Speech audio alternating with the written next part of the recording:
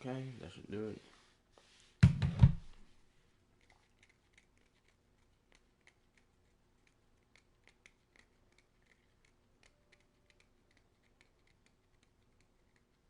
Also, hello.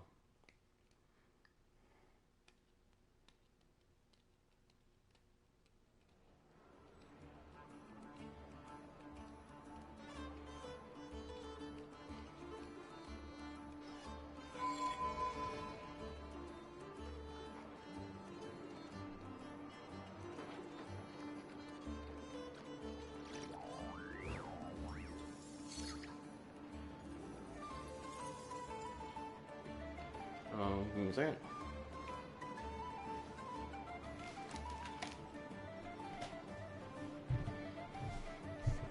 This land holds nothing but promise for adventurers from all walks of life. Wouldn't you agree?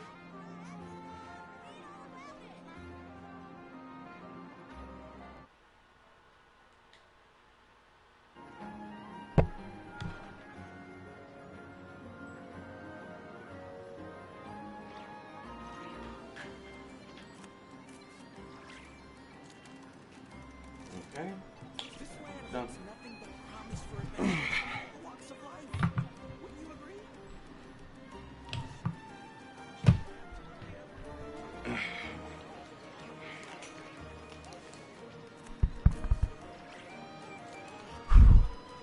Mic is good.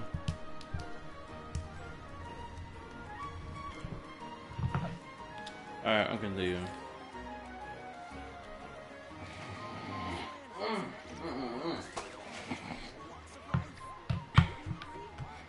Yo, what's up, Kelly? I'll be back with another stream. Finish this Genshin Impact Act 5 of NODKRAI. And all the other dance stuff.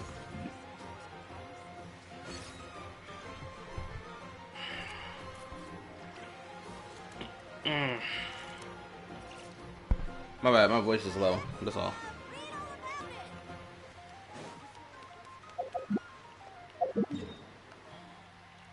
Okay, where are we at?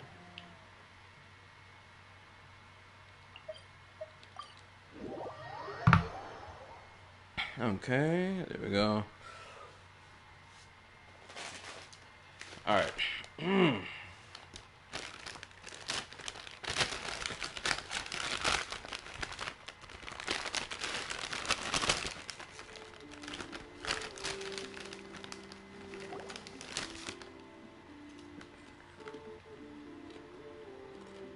Where are they going? They mentioned a mage and... a name?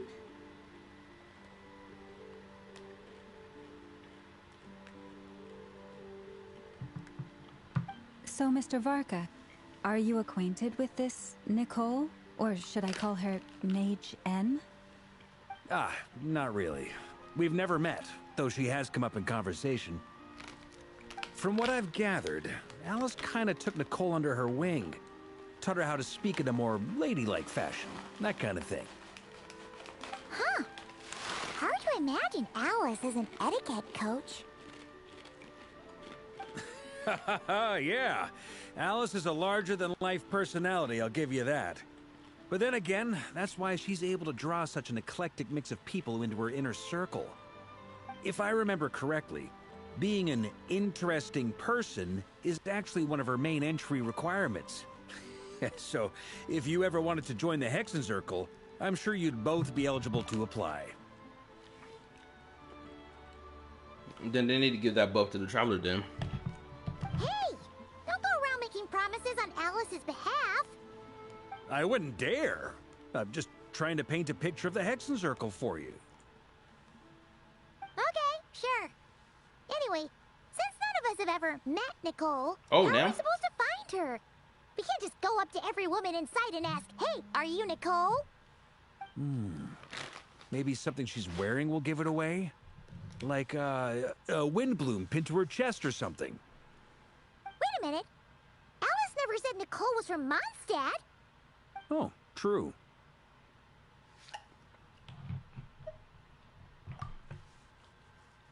That would be this young lady, then? So gorgeous.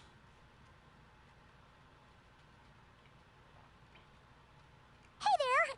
Sorry to disturb you, but are you Miss Nicole? Varka, Knight of Boreas of the Knights of Favonius. Alice might have mentioned me before. Let me turn off my alarms so that they don't go off while I'm streaming. Alright. Alright, let's continue. Have we got the wrong person? Sorry. Well, this is awkward. When I shook my head, I meant, no, Alice hasn't mentioned you before. She's so beautiful. Oh my goodness, her figure is crazy. Oh.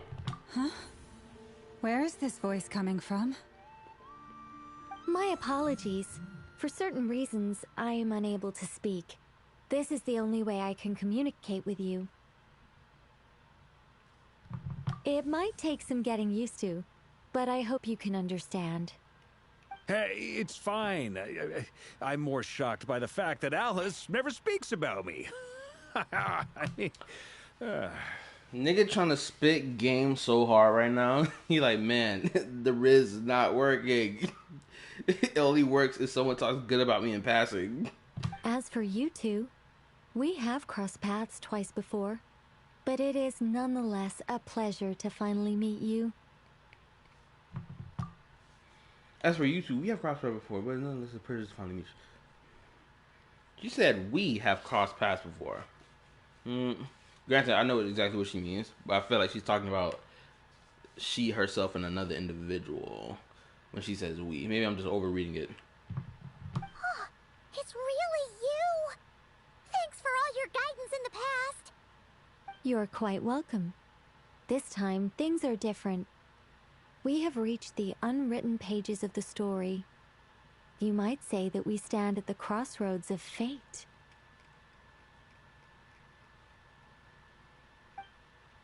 Now then, allow me to formally introduce myself.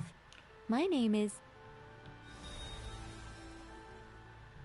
Nicole, the unappreciated master sculptor, the immortal, literal giant, if only they'd right, and the silent angel, yet also the orator, the instant they utter a word, etc., etc. In summary, to remain silent is to be the observer of the world. Okay, so she has to be the Voyager. She has to be. She has to be the Voyager that was talked about in the damn artifact set for Skirk. She has to be. No, stop! Alice! I can't believe it! Also, this freaking fourth wall breaking stuff is happening again. These ladies are something else. Also, she is freaking gorgeous. It's so beautiful. I love the detail on her. Her eyes look nice. I had a whole speech prepared. I'd agonized over every single word. She always picks the worst moments to ruin other people's plans. I'm so sorry about that. Alice took the liberty of devising some bespoke self-introduction magic for each member of the Hexen Circle. Also, I don't know what it is. I love the pantyhose that she got going on right now. And it looks interesting compared to every other female character that wears pantyhose in this game. Because it looks like they made it like somewhat transparent so that you can see her skin tone underneath it. Because usually that's not how it's done with female characters wearing pantyhose in this game. But I could have sworn I deleted all of the triggering conditions for it. How did it bypass everything? Oh gosh, this is so embarrassing. This is a very different side of Nicole than what we're used to. Is she not used to face-to-face interactions? Don't worry about it. We've seen that introduction magic once already, so it wasn't too much of a shock. Please go on, Miss Nicole. We'd love to hear what you have to say, or, well, communicate. Huh? Are they talking to this lady? But... Will you all promise to forget that horrendously embarrassing introduction? Sorry? Embarrassing? When? Oh my goodness, nigga. Stop trying to spit game. Among the worlds that I hopped... Wait, hold up. Among the worlds that I hope out just now, I saw Angel. Yes. My name is Nicole, and I am one of a very few angels who have retained both their preferred form and their power. Okay. The Traveler and Paimon should be no strangers to this concept. Hello. There is Hello. another of our kind in Natlan. They call her the Lord of the Night. Alright! Paimon remembers her. But we never seen her in person. Yes. Well, I have retained more of my power than she. I'm doing good. It's because I don't have a long-term duty to fulfill. To be more specific... no. We'll be here all day if I get into the specifics. Moving on. If I'm not mistaken, you are here because you wish to learn how one might reach the moon beyond the sky. Well, at least now we know that these angels look really beautiful in their more preferred form. I guess I can use her character design as a basis for what granted, technically Nilu's character design is already a basis for the what you call her, the goddess of flowers, who may have also been an angel that was smacked down from heaven or cast out of heaven as well. If they all look this good, then it's just like, oh man, they're immaculate. But the Traveler also has angel-like wings as well, though. No, let's continue. That's right. Is that something you can give us any guidance on? Yes, I do know a way. It began with the Hyperboreans, who lived after the War of Funerary Flame. Blank looks. Maybe I should start with the background of the war. My bad, I'm just soaking up all this, her good character design model. Oh, also, her hat is really cute. I love the little things, the ornaments she got like on her ears as well. Or maybe not. It shouldn't be an issue. I'll fill in the gaps for you when we have more time. Anyway, after that war ended, the three moons retreated to beyond the false sky. The Hyperboreans were humans I once aided. They accepted the civilization and creations bestowed upon them by the angels. Oh, wow. I'm shocked. I'm actually shocked to see this. I didn't think they would do this.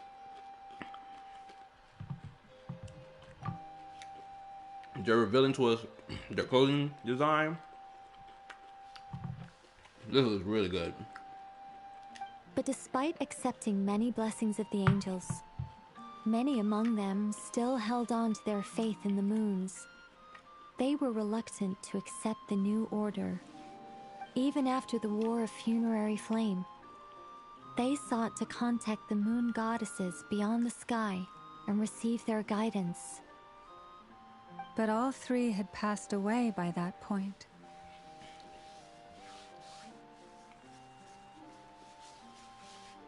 This mage has a unique method of communicating. Is she talking about the moons? Yes, but they did not know. And so, still they prayed for the moon goddess's mercy. After building titanic structures that consumed vast amounts of Kuvaki, at last they glimpsed the moons and heard their voices. But of course, they were gravely disappointed. For it was then that they realized the three moon goddesses were dead. Oh, it is.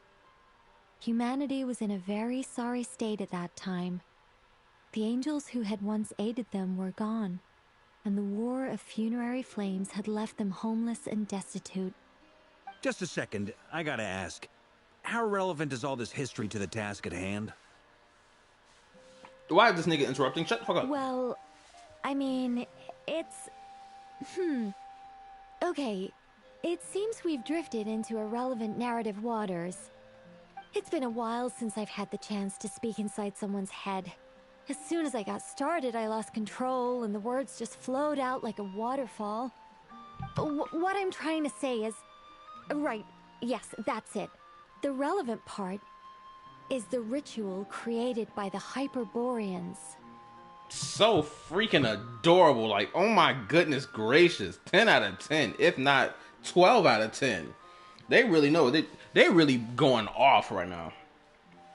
I love the animations that they've done for the Hex and Circle members.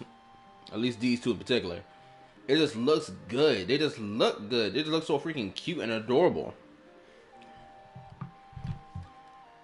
The fact that they bypassed the false sky and saw the true moons implies that they successfully built a connection between Tevat and the outside world.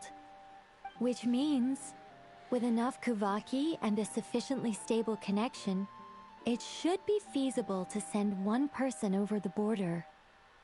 Okay, so they built some kind of portal? And this goes to the Moongate thing. I'm good, just waiting for my brand new phone. Oh cool, what happened to your old one? Did it break by any chance? Did you drop it? Or did it just like finally give up on you? Could happen sometimes. What else I want to say? Oh, for everybody here who came to the stream, my apologies. I'm not like yapping with y'all or whatever. Bear. But what, my mind just focused on the quest right now. But anyway, appreciate y'all coming here. Hopefully y'all had a good day today. Hopefully your day was decent today. Make sure you hit that like button for your boy. You know, help support your boy. Right, this work goes a long way and all that good dandy stuff. I'm hoping that hopefully I can get this act done tonight. I should be near the end, right?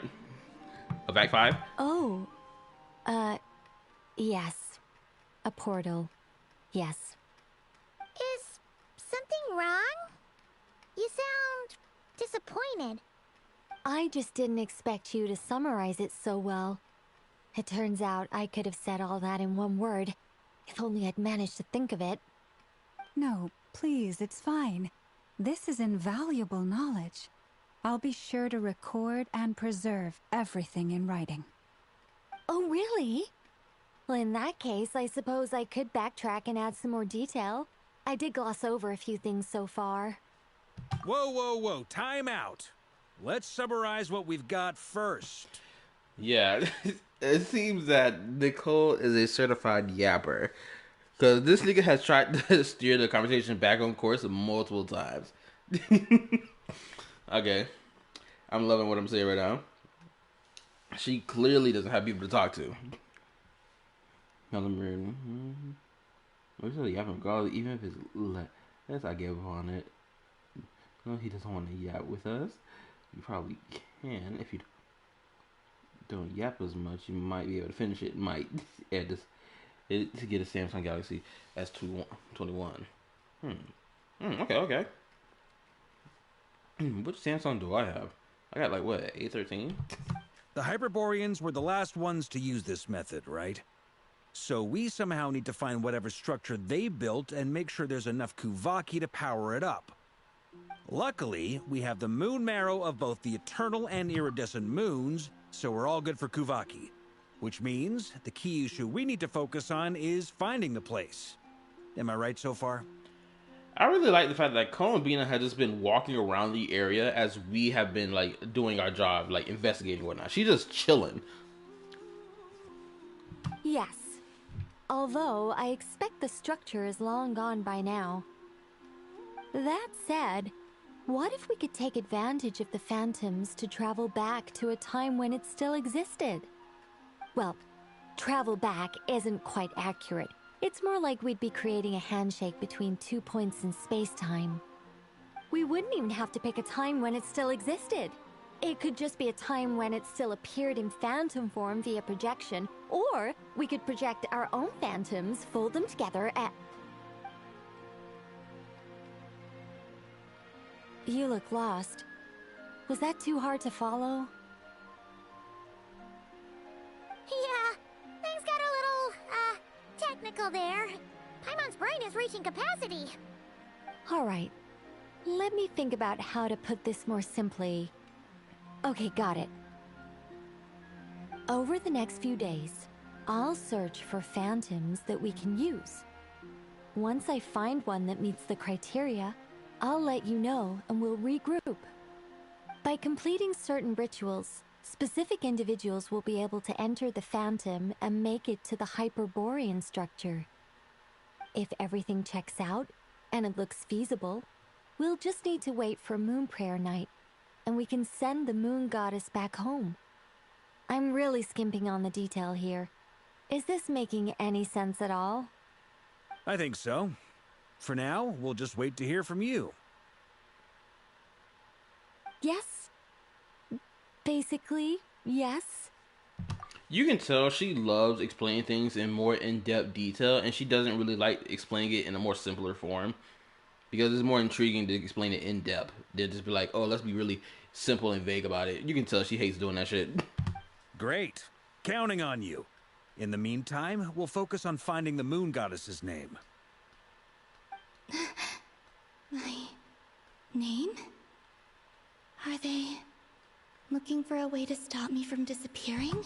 That's right, baby girl. Your friends are here to save you. Excuse me, Miss... Go on, Miss Nicole. This conversation was a little all over the place. I didn't catch your name. I am Lauma, of the Frost Moon Scions. Ah, I did wonder. I noticed that you listened very intently when I spoke about Hyperborea and the moon's history. If you'd be interested, I'd love to visit you this evening and go through it again in greater detail. Also, if you were serious about making a record, it would be too risky to simply write down the raw details as is. I would suggest some tweaks. Maybe rewrite the stories as fairy tales or fables, perhaps even prayers. Oh, snap. The fact that she... Ooh, my goodness gracious. That means this information about Hyperborea has been deleted. That's what this means. It's been deleted. I told you about this whole Irminsul thing last time. I need to know how exactly does deleting information from Irminsul work. Like, is it forever lost data in Irminsul? Is it ever forever scrubbed away? Because the fact that she needs to sit and do this whole, oh, you got to make drawings or prayers or stories about it in order to keep it saved forever, is like, bruh. Anyway, we can cross that bridge when we come to it. So, see you later then? Oh, and no need to prepare anything. Just a cup of tea will do.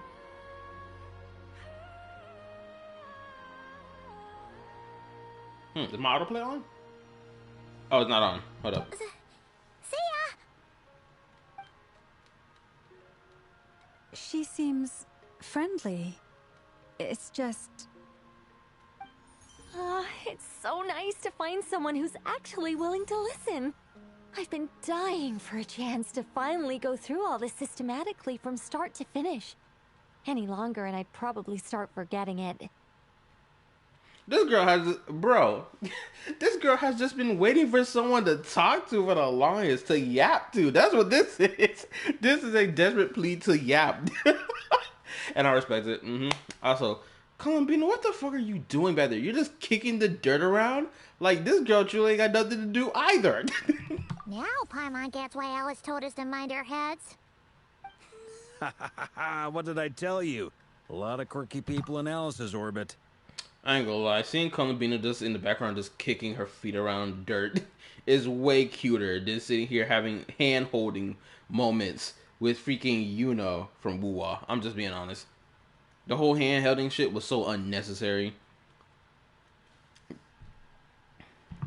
Now then, the next order of business is, where do we start looking for the Moon Goddess's name? Maybe the rest of what Nicole has to say might give us some clues. Once I've heard her out, I'll summarize the salient points and share them with you all. I'm also inclined to review our other documents. Yes, our faith was first established by our Hyperborean ancestors, but many of the more factually accurate records are from after Kutar's birth. I have a hunch that the Tsui might know something too. Now let me read. She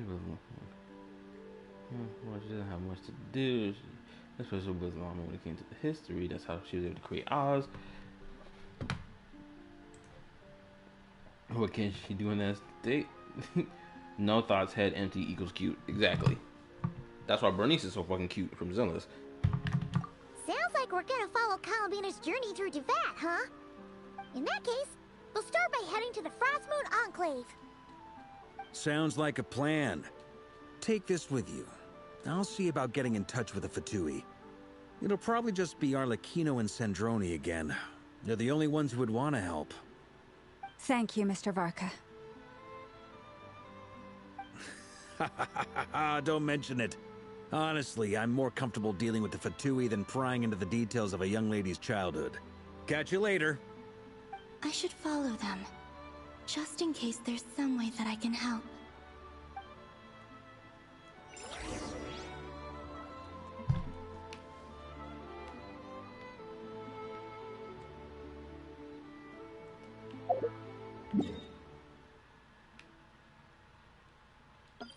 Oh.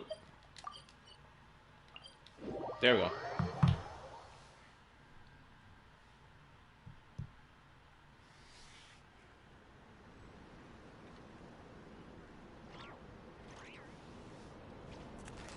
Oh, also, I think I obtained a hate watcher of my channel. Like on some real shit. The abyss is like the world's shadow. It's always there, and it will never perish. And no, I'm not referring to Tripwire when I say this. Tripwire, the homie who hate watches. But this other individual is not a homie of mine, and I can tell they hate watch because I've seen their icon or their user on my other videos before, or at least on one of my other videos before. A while ago, I took the time to organize all documents in our possession that pertain to Kutar. What you see here is the material I consider reliable. For example, my community post that I made today, if y'all saw it, you gotta go do homework. No problem. Hope you do a good job on your homework. Ooh, wrong button. Ooh. Anyway, like I was saying, yeah. So, the community post I made today, right? Peep game. I asked how do people feel, which game do y'all think did this whole Moon Maiden thing better? Genshin or Wuwa, right? I asked people to explain their reasons for why they liked whichever one, this and third. Homeboy responds with, what was it? I'm glad I quit this game, or like, oh, bloated dialogue equals good storytelling. I'm sitting here listening, reading the comment, I was like, well, are you going to give an example of bloated dialogue, or are you just regurgitating points you've heard other people say? Have an early Merry Christmas. Oh, you too, Lori. Or Lolo. So I'm just like, I wanted to respond to the comment, but I was like, you know what? I ain't about to waste my time on that.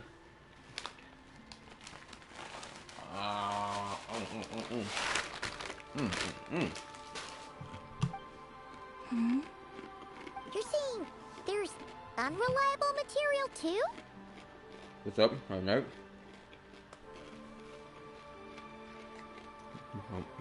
Oh, my night been good. Yes. Most of the information we have was transmitted through an oral tradition. Inevitably, some of her stories were mythologized and deified over the years through countless retellings. That's why I organized them into reliable and unreliable. There's no sense seeking answers in history unless we can ensure the veracity of the historical record. Makes sense. Alright, let's take a look through.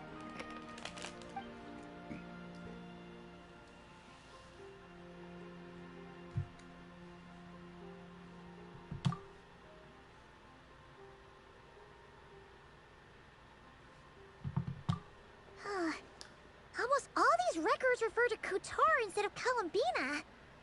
No, there's no snow. Although neither of those is her real name. Paimon's not sure what point he's trying to make. Nah, it didn't snow here at all today. I could be wrong. Who knows? Over the hour where I slept, it probably snowed. Actually, let me take a look outside right now while I get a chance.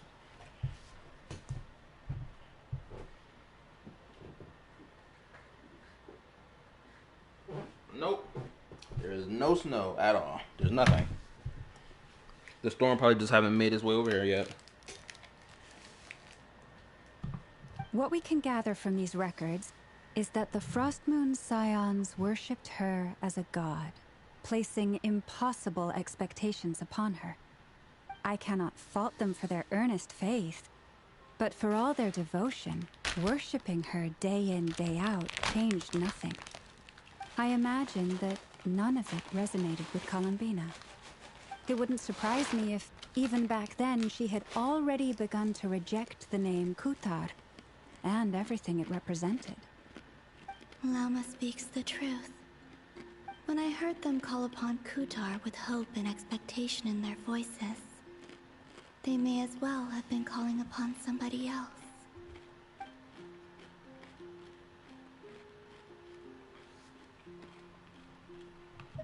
Well, that's a bit complicated. I looked at the level of detail, perceived authenticity, prose style, and how realistic their portrayal of Kutar seemed to be. Amongst the Frost Moon Scions of today, only I know of her existence, and I alone have spoken to her face to face. As such, I know that there are certain things she simply would never do. True. Also, if snow comes my way, bruh, just thinking about it got my body freezing. I'm shivering. That being said, I have sensed some changes in her lately. Changes? Me? Seems like this is getting us nowhere. For what it's worth, why don't we check the unreliable sources too? Sure. Give me a moment. Just go. She's just chilling. She just chilling. I love the fact that she just fly on the wall, just watching. But a fraction I love of it. her divine might, Kutar sheared a great mass from the snow-capped mountain and cast it into the sea, upon whose surface shone the mirror image of the moon. Thus was formed the island of Hisi. It feels like they took Venti's lore from that nigga. That's what this is. It sounds like they bit his style to be like, oh look, our moon goddess is so awesome. That's what that sounds like. Yeah, right. That doesn't even begin to pass the sniff test. The 3 moons are not but lies through and through. Only one moon has ever shone for us, and Kutar is her name. The subjectivity is strong in this one. We've heard something like this before now. The vast majority of ancient texts are filled with fanciful tales like these.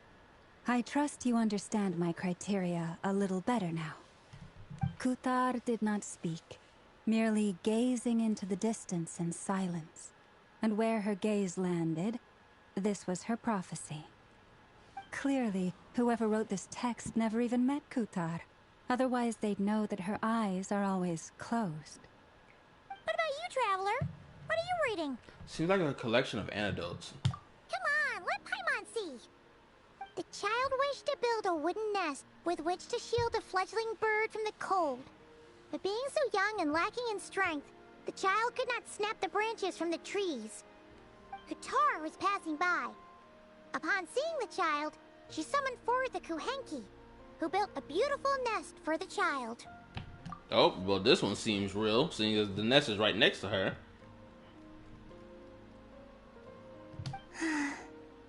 I remember that. Oh, there we go. Not knowing the meaning of Kutar's divine intervention, the child dared not to respond, and thus ran home to call their parents. But Kutar was gone. The moon chanter declared the event a miracle and took the nest as a relic, placing it on high for all to see. The child was named as one favored by the goddess and was greatly respected amongst the people. Yet, no further miracles were bestowed, and this matter was forgotten in but a few years. Huh. Any thoughts after reading that? If it's true, it gives somewhat of a loathsome feeling. Yeah. Columbina probably just wanted to join the kid in making nests. Ah. I'd originally considered this a fabrication, because Kuthar did not perform any similar actions in subsequent records. But now that I think about it, it does seem like something Columbina would do. It's just that... She didn't know how other people would interpret her actions. She was probably worried about making things difficult for people. So, she gradually stopped joining in. Yes. Oh, that's so sad.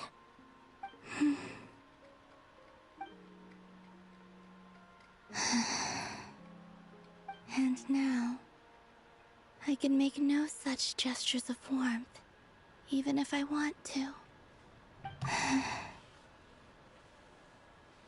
And look as they parallel it to her statue in the background as she's reaching up to the stars.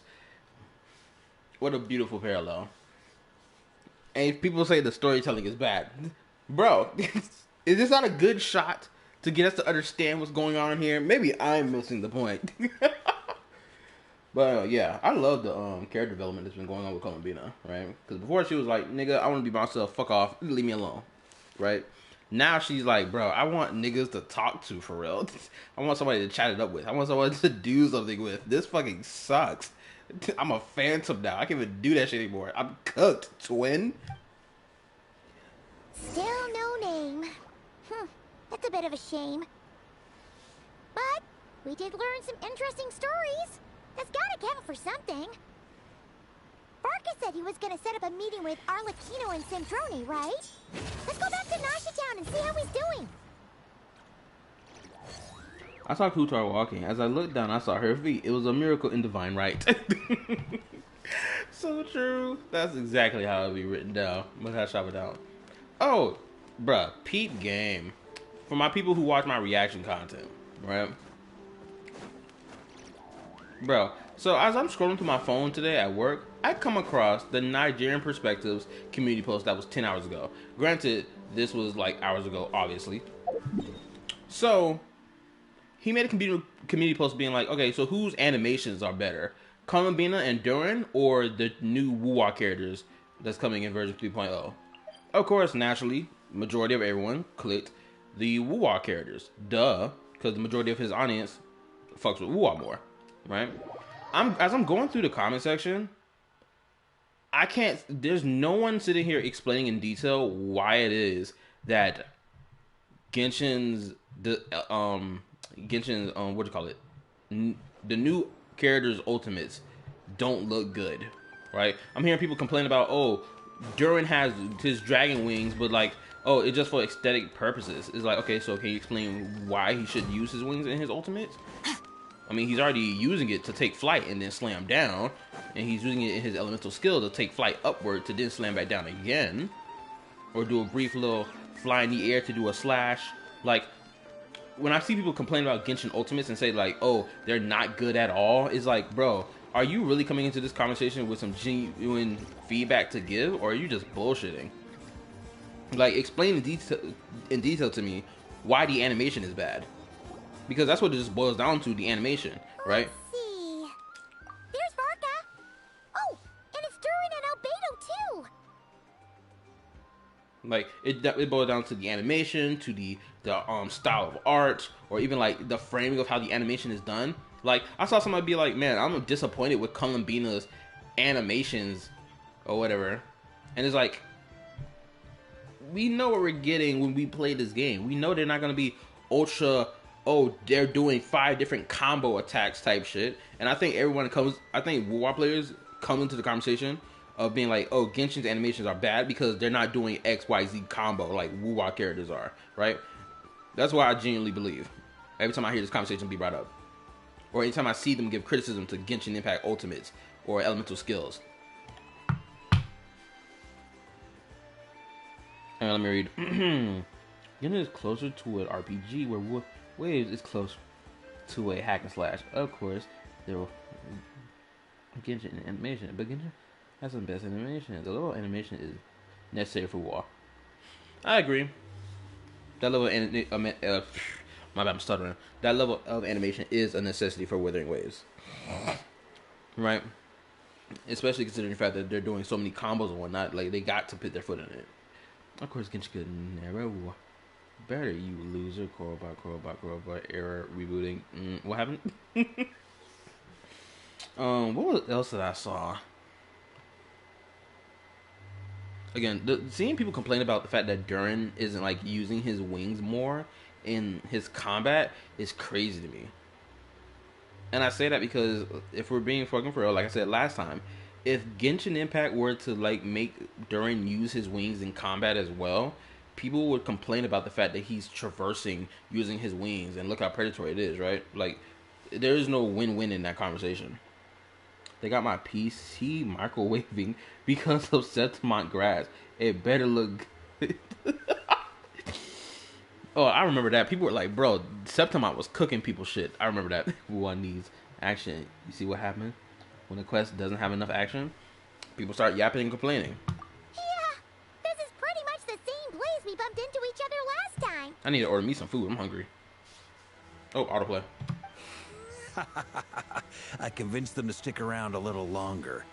We were all waiting on people, so I figured having a little company would help pass the time. Ah, so you've been waiting for us? Does this mean that you've already arranged things with the Fatui? You know, I'm thinking of making a video doing a comparison between Columbina and Yuno. I thought of it today when I made my community post. Right? Because it's like, I feel like the conversation would be really interesting. And since I played both games, I think I can give a pretty straightforward, you know, analysis of the two. Granted, it's probably not going to be like professional or anything like that. I probably keep it as simple as possible so people can, you know, get the picture painted in their mind when I talk about it. I still got to make that video about why I have a problem with lunar reactions. Particular. I'm not even going to do crazy editing for that. Actually, I need to... Did I make a tab about that? Well, let me check. I should have made a tab on that with my Google Docs as a video to make. I haven't done it yet, obviously, because I've been banging out reaction content lately. And honestly, the reaction content has been slapping. Let's see. Oh, shit. Nope, apparently not. I did not make a Google Doc for that video. Ooh, I gotta remember to make that.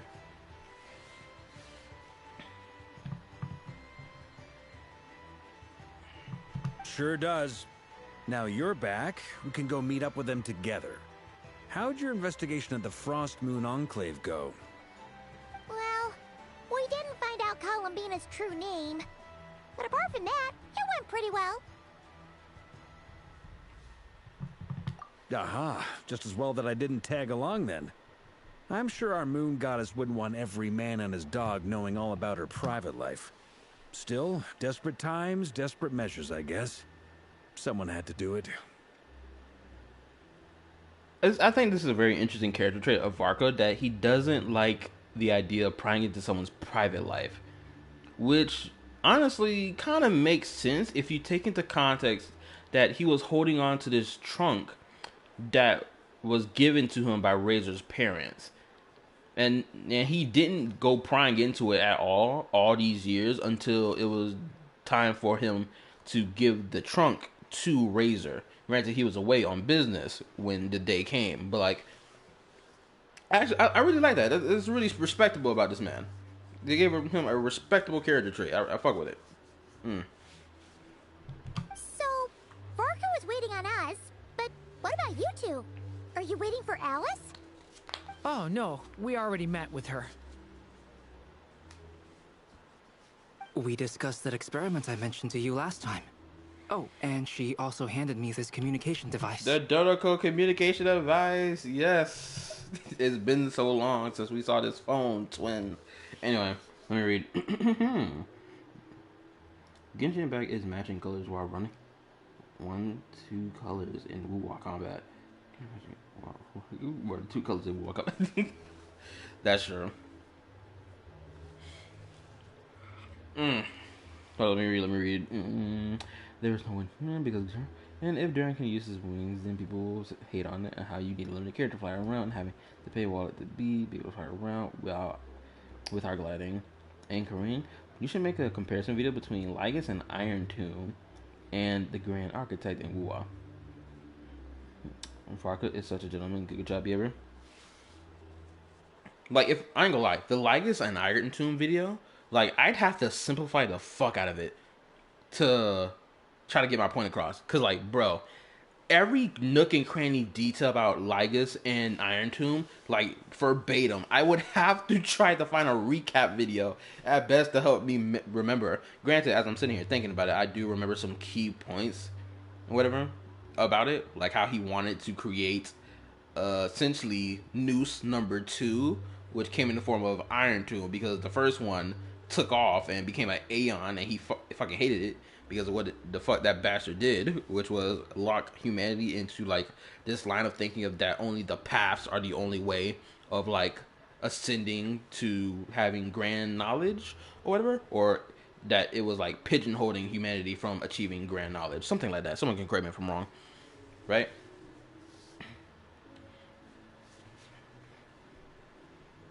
And all that cool stuff. I think I may remember more than I actually let on. That's right. I understand she informed you about the relationship between the Phantom phenomena and Tevat's borders, yes? She wants me to help her with some more experiments on that front. She said that she'll contact me through this device with more information. Ah, I see.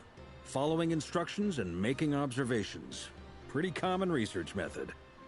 Takes me right back to Albedo's lab. Wait, then who exactly are you meeting? Someone you know. Albedo's met him too. But I don't think Miss Lauma or the Grand Master have been introduced. Yes! The GOAT. The biggest shit talker in the whole game. So much so, niggas had an issue with his existence because he was a male character who talked shit.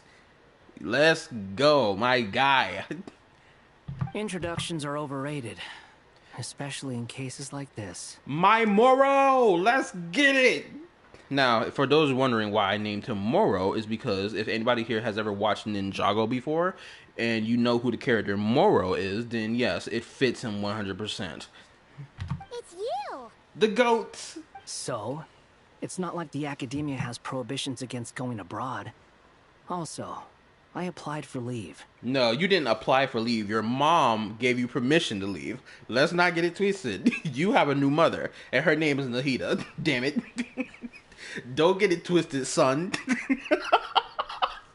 Bro, I swear, seeing so many memes and pictures of people being like, yo, Nahida is Wanderer's new mom, it's fucking crazy.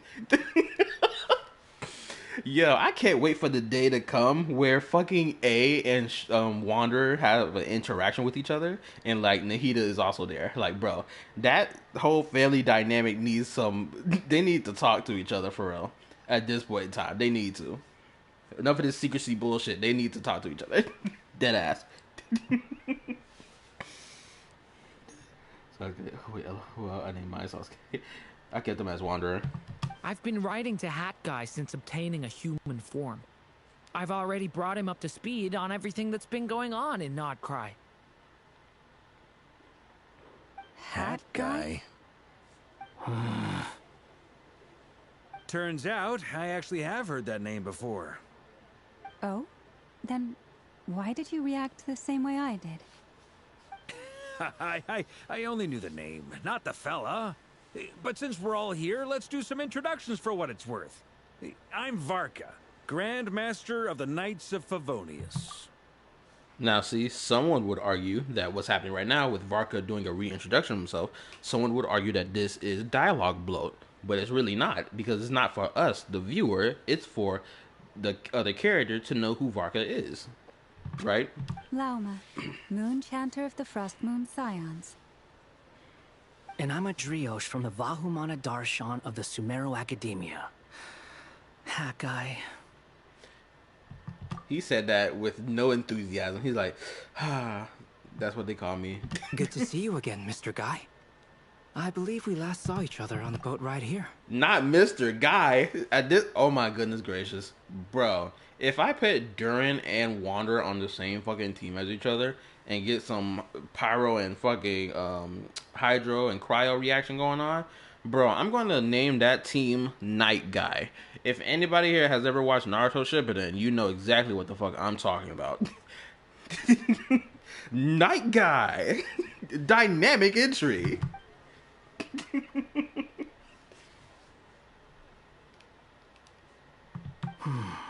Mind you, the only reason I came here is because there's someone I want to look into. Who's that? The Doctor, also known as Dottore, second of the Fatui Harbingers. Just as I thought. That bastard. From the tone of your voice, it sounds like there's bad blood between you. I was reviewing our archives and noticed that a lot of information about him was missing. Left a bad taste in my mouth. That's all there is to it. Dottore, or Zondik, as he was then known, once studied at the academia, but he got kicked out before he could graduate. Oh, damn, what? That's interesting. He got kicked out before he could graduate. Ooh, now I know why he has such a hate boner for the academia and his nation. Because he was like, I'm not getting rejected by this nation a second time. Ooh, homeboy pissed he didn't graduate properly. And it's still lingering on his mind. Homeboy a petty ass individual. That's what that tells me. He can't let it go, twin. After 500 years of life, he still can't let that shit go. Also, I like the fact that they mentioned his actual name, Zandik, in the quest, so that in case someone didn't play that limited time event quest where they revealed more lore about Dottore, at least you would have gotten his name here. Zandik. I've heard that name before. Back in the rumors where the Ibis King mentioned that student, that was the Doctor. Wait a minute, now I'm sitting here and think about it. Tell me, for everybody who didn't play that limited time event quest with Layla in it, for those of you who did not play it, tell me, how did this scene play out for y'all right here? Did they mention the ruins of the Ibis King and stuff like that? Or did the Traveler say a different line of dialogue entirely? I need to know. So the Harbinger's #2 man is a college dropout? How embarrassing for them. Last we heard, he was planning something. Hold up. I heard that a few times before, even coming to NODKRAI. But we haven't seen a trace of him since we got here. That nigga laughing at this man because he was a college dropout is diabolical. Like, that's some crazy work, Parker. I ain't gonna lie. Granted, I knew some niggas who dropped out of high school before high school was even over. I'm talking about we were in our second year of high school. Niggas dropping out or they just disappearing and I don't ever see them again. I remember this one kid, he was like 2 grades ahead of me, or he was probably a grade ahead of me. I'm overhearing his conversation at the back of the bus about him wanting to drop out, and eventually he dropped out of school. Me personally, I never understood this logic of dropping out of high school before graduating, especially, of course, as a young black American man. The idea of doing that is a net negative.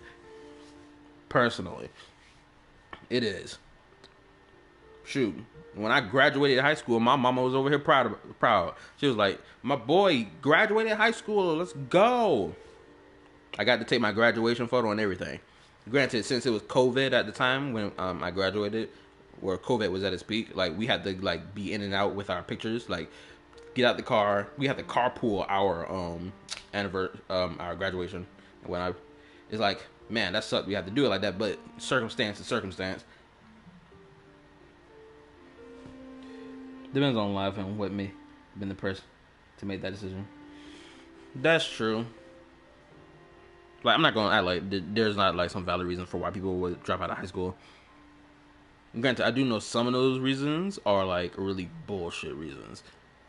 One of them I know without a shadow of a doubt is that people want it to be like, oh, I'm an adult now type shit. Like, oh, I want to go get a job now, or I want to hurry up and just get to the adult life now, this and the third, and have my own money on and whatnot.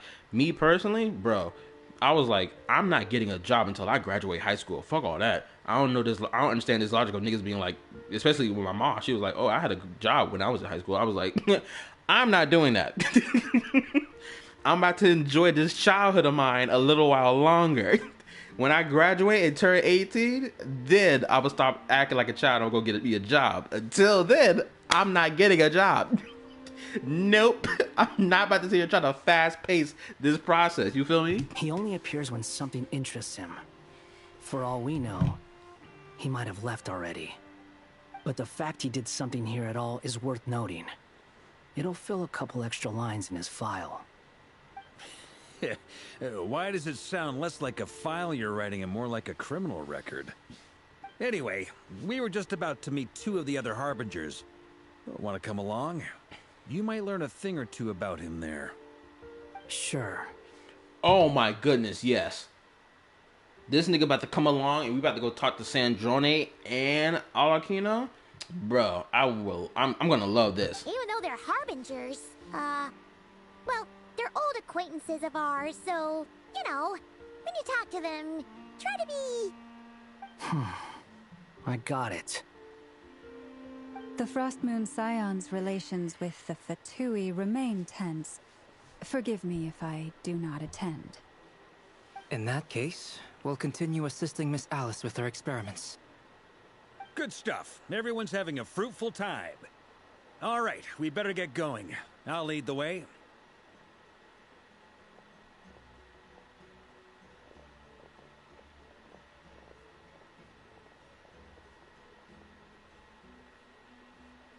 Hey, Moro. Are you here for revenge? Well, yeah. That's obviously part of it. But I'm not the only one who has a score to settle with him. Neither you, nor Lesser Lord Kusanali, nor I want to see him meddling with things again. Fair enough. On the one other thing. When we return, let's talk about Columbina. Yeah, cause I remember him talking about Columbina in passing and being like, she's someone you don't want to, like, cross paths with, right? What's the hurry? Don't worry. Pigeons always know which way home is.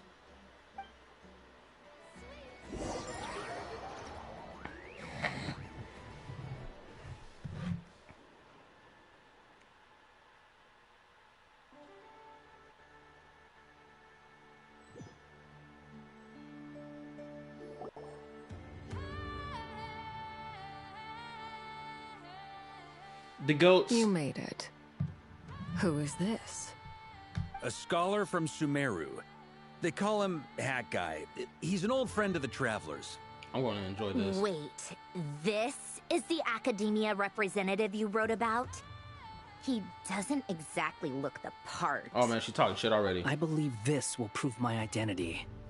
You'll notice it bears the seal of the Sanctuary of Surasthana. Well, what do you know? So it does. All right then. My mistake. It's fine. I expected as much. What?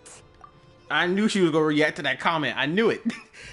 Oh my goodness, I just realized we have actually 2 rage baiting ass Fatui or ex-Fatui members, which is Columbina and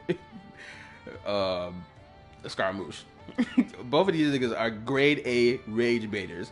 2 sides of the same coin.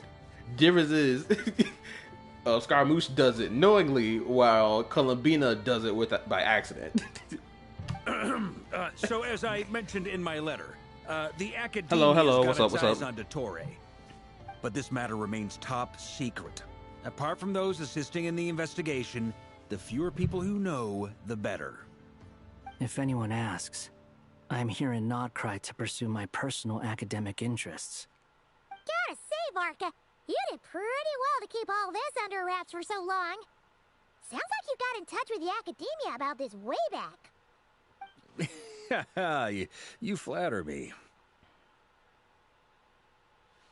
You're all harbingers. What reason would you have to disclose information about Dottore? Where do I even start? Remember that time we fought Rerir at Star Sand Shoal? He sure let me have it then, didn't he? I'll bet Dottore had that all sketched out, with me as his convenient little pawn. He could not care less about us if he tried, but hey! The feeling's mutual. Does Dottore really strike you as the sort who values his relationships with his colleagues? I'm gonna say this as well. This is another reason why I like Genshin Impact more than Wuthering Waves in this aspect. Wuthering Waves, when it comes down to the facts of this, every last one of these niggas feel like they're just on the same page as each other. There's no beef among each other or nothing. Them niggas just feel like they're just cool with each other. No that, but even though they have their own personal goals they're pursuing, it just feel like they're just cool with each other. This and third, which is fine for, you know, villainous group. But like for the Fatui, I love the fact that all these niggas really don't fuck with each other at all, and they're only working together because like they all have their own goal to pursue, and also because, you know, the Sarita is like, yo, I need you to do this job. They're like, okay, cool, we do this job. And you say we can do whatever the fuck we want? Ha, bet. Say less. I'm gonna go make my money on. I'm gonna do experimentation on people. I'm gonna get a orphanage for children. I'm gonna build a robo factory. This and that and the third. Fair point. Definitely not. Which is why I always keep my guard up whenever he starts making suspicious moves. To that extent, our motivations align. On top of which, I consider you trustworthy people. What's your thoughts on Colin Bean's old animation? To me, it felt underwhelming. Actually, I think I enjoyed it for what it actually was, or what they were going for, personally. I think it's fine as it is. I don't think it needs to do anything else. Right, because like obviously we can think of things they could add, like, oh, why don't they just like add a moon in the background as she's opening her eyes? Wait, isn't the moon in the background when she like does her ultimate? I'm trying to remember because it's been a while since I saw it. But like stuff like that, right? There's like some things you can think of to add to it to make it feel like more special than what they made it to be. For example, like Cyrene, right? Cyrene from Star Rail. Cyrene from Star Rail got like 2 iterations of her ultimate, right? But like it's done on purpose because that's a turn-based game. So obviously, yeah, sure, it's supposed to be like that, right? Because like they're not really doing anything else besides standing still. But like for me, her animation it's fine as is. I think the duration is too fast. Something like Neely would have been better. Really, the duration felt too fast for y'all? Personally, the duration felt fine to me. Like 10 seconds. Because it lingers on her eyes. My bad. Man, I'm over here talking way too much in detail. I forgot some of y'all niggas don't know nothing about that because y'all don't look at leaks. My apologies. I should have been more, what's the word I'm looking for? Careful of what I was yapping about. Ooh, my apologies. Please forgive me. It wasn't my intention to spoil. But yeah. To me it felt like it lingered on what it needs to linger on. Out of every part of her character design, I feel like that was the most important thing for it to linger on. At least for the little bit of like couple seconds that it did linger on. Now, back on topic. In the wake of the Reikir of Solnari episode, Sandrone and I grew suspicious about Dottore's complete inaction during the entire affair. So we tried to find out what he'd been up to, but unfortunately to no avail. He never lets anyone in on his plans. The more he cares about something, the more secretive he gets. Indeed. Perhaps he believes that by keeping a low profile, he can avoid trouble. But that trick isn't going to work on his colleagues. Yeah, I mean, he's been researching the ancient moon's remnants. And he's been trying to get his paws on the moon marrows. Only an idiot would believe he doesn't have something more planned. With this in mind, I returned to Snezhnaya and relayed my thoughts to Her Majesty the Tsaritsa, entreating her to have him recalled. That's pretty direct. Did the Tsaritsa agree? Ooh, this is interesting. Yes. I made it abundantly clear that the Fatui's business in NODKRAI is almost concluded, and we do not need 3 harbingers in this territory. Her Majesty concurred. Oh, she agreed. Accordingly, Dottore has returned at her orders. I imagine he is continuing with experiments, which no one besides he would ever have any interest in. This nigga still has clones active. This nigga ain't returned nowhere. This nigga out here still doing backdoor deals right now. I'll be like, yeah, you go return back. I'm staying right here getting my work done. I'm not leaving this desk, damn it. What do you mean she opened her eyes?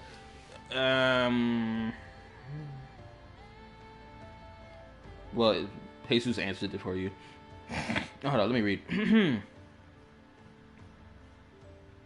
It's okay as is for Columbina. It doesn't need to be faster or slower. It would have felt good if they did it like Acheron. If they did it like Acheron.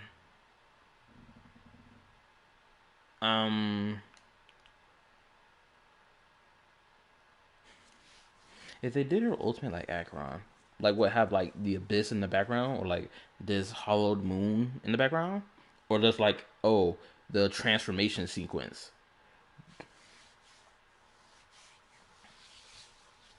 Okay, even the transformation sequence is kind of like not even that long actually. When Acheron does her ultimate, right? When she pops it, it's like it doesn't actually take that long. It's actually really quick for her to go from point A to point B. Now, unless you're talking about the background in particular, then I understand it. Granted, they kind of, I feel like they already kind of did it with Arlecchino, right? With her background, with the Crimson Moon in the background, whatever. For Columbina, actually, I need to go rewatch the Ultimate animation. I'm trying to remember. Does she have a moon in it? I know she does something else that's also very important that I'm not going to spoil for those of you who did not see it. But, yeah. Common sense might mean nothing to him, but he's not stupid. He knows that no good can come from opposing the Tsaritsa. Smarts alone won't get him all the way. He needs the Rooster's resources and Regrator's Mora, both of which the Tsaritsa can strip from him by waggling a finger. But doesn't he have a track record of publicly following orders while going against them in private? He probably has it down to a fine art by now. Wouldn't put it past him. We worked together on a research project once. Only briefly, but it was enough to show me that we're fundamentally different people. He has no interest in doing things methodically, stage by stage. His thoughts jump all over the place, and the moment his curiosity is satisfied, or he gets the results he wants, he disappears. The only similarity we share is that, once we set our minds on doing something, we will see it done, whatever it takes. Well, we definitely saw some of that in your battle with Rerir. You got so competitive. Ugh, do not remind me. Then I believe we all concur. Dottore will not simply give up. Fantastic. Now this is turning into a whole day of unpleasant memories. Ugh. Are you talking about the moon marrow stuff? He also strikes me as the kind of person to disregard experimental regulations, ruin all the equipment, and go way over budget. Then leave the first person he can find to deal with the fallout. Yeah, because it's kind of like what he did to you, Twin, which really sucks, isn't it? Exactly. This one time, he was running some high-temperature experiment and the substance exploded. But does he care?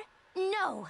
He orders his subordinates to open the device so he can observe the results, which causes the gas inside to leak out.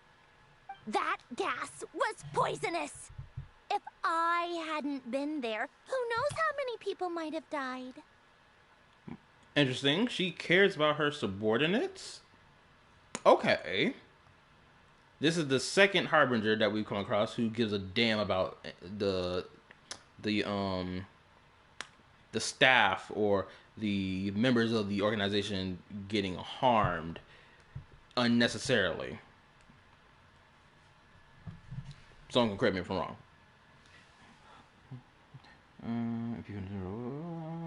Have you seen the being a drip marketing? Better check her name. Yeah, I haven't checked her drip marketing. I completely avoid it.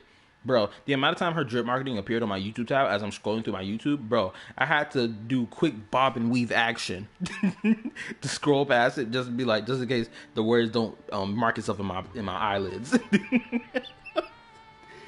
As I later remember, it does not have any clones, thanks to, as that was her price in exchange for the diagnosis, quite the extreme with her cutting the tongue of a fatui.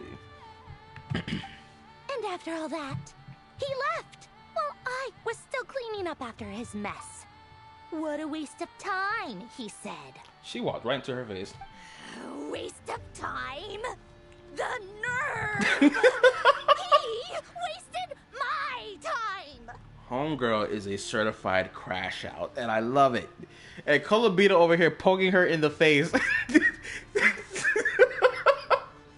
Oh my goodness, Colabita. You've been bottling that up for a while, huh?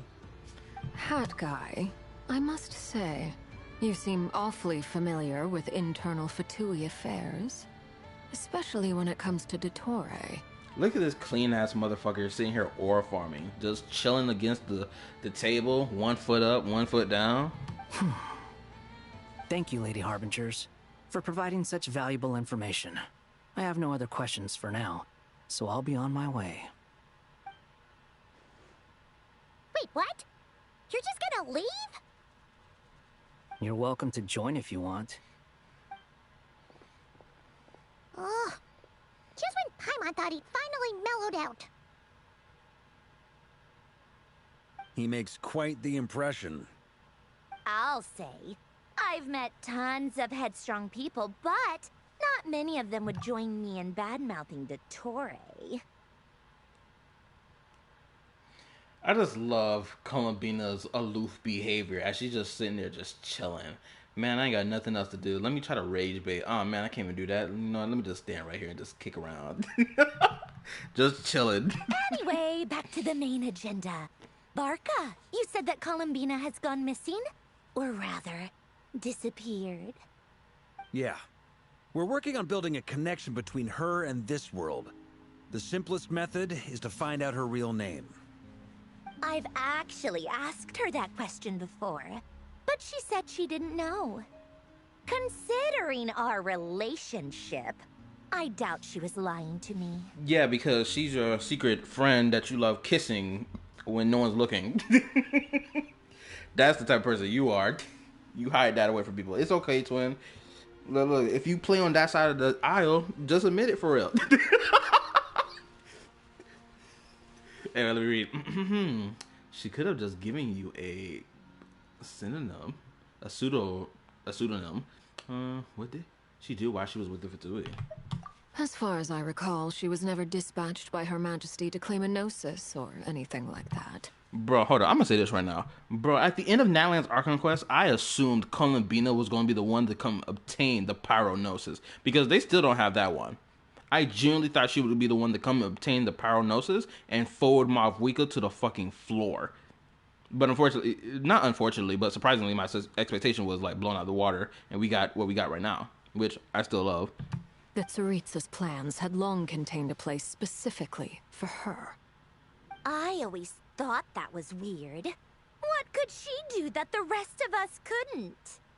Knowing what we do now, it's probably something related to Kavaki, right? More than likely. When she first arrived, Columbina would often go to Her Majesty and ask when she could start the task assigned to her. But Her Majesty always gave the same reply. The time has not yet come. So she spent her days in Snezhnaya doing basically nothing. The Tsaritsa has summoned a beautiful blind maiden to be a harbinger, giving her the third seat by virtue only of her enchanting voice. It was a dumb and stupid rumor, but the reality of the situation made it hard to refute. And what happened after that? I imagine she stopped caring. She no longer seemed to care why she had been recruited, and Her Majesty never gave her any missions, so she just continued to sing in the flower garden. For my part, I was busy. So busy, in fact, that watching someone be that idol had me fuming. But still, I got the sense that she had long been used to a life of other people claiming she was needed when she wasn't. I just felt that having a place to stay would cost me something eventually. And so I waited quietly for the day that I would have to pay the price. And on the other end of that spectrum, you had me. Someone once told me that I had the lousiest work and the toughest luck. That's a good way of putting it. I love Columbina's silhouette. I just love it. The long, beautiful hair she got going on, it just fits. I don't know what it is. It's just attracting my eyes every time I look at her. Or maybe we'll have the Pyro Archon versus the Cryo Archon. You know, that would be fun. Granted, the last person with ice abilities that ran up on my Wika got smoked, so... I forget who said it, but those words have always stuck with me. Sounds like something Moro would say. No wonder.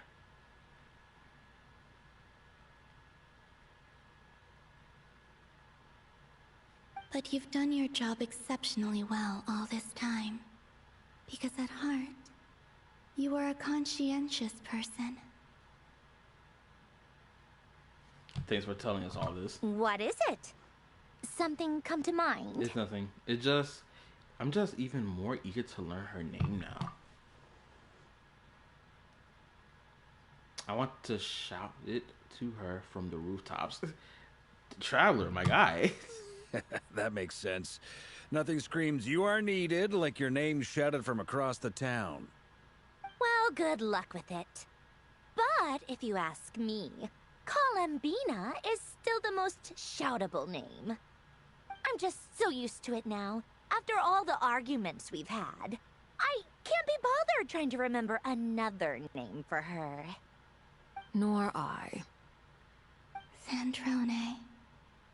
Harlequino. See? Your homies cared about you, twin. They loved you, even though y'all colleagues. Huh! Whoa! Really? Does that mean Nicole has news for us?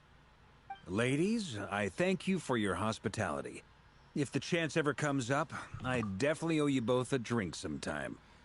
This nigga lying. He owe a drink. What he meant to say was, if y'all want y'all cheeks clapped, please hit my line.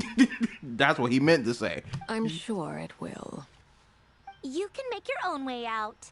Heck, you've been here enough times, you probably know your way around better than I do. Take care, everyone. Okay, time to do what adventurers do best. Follow that Sealy. Even the Sealy thing that we've been chasing around since the start of the game has come back into play, and it's playing a role in the story. Isn't that beautiful? A whole circle jerk that we got going on. Maybe I should have used a better word than circle jerk, but you get the point I'm making.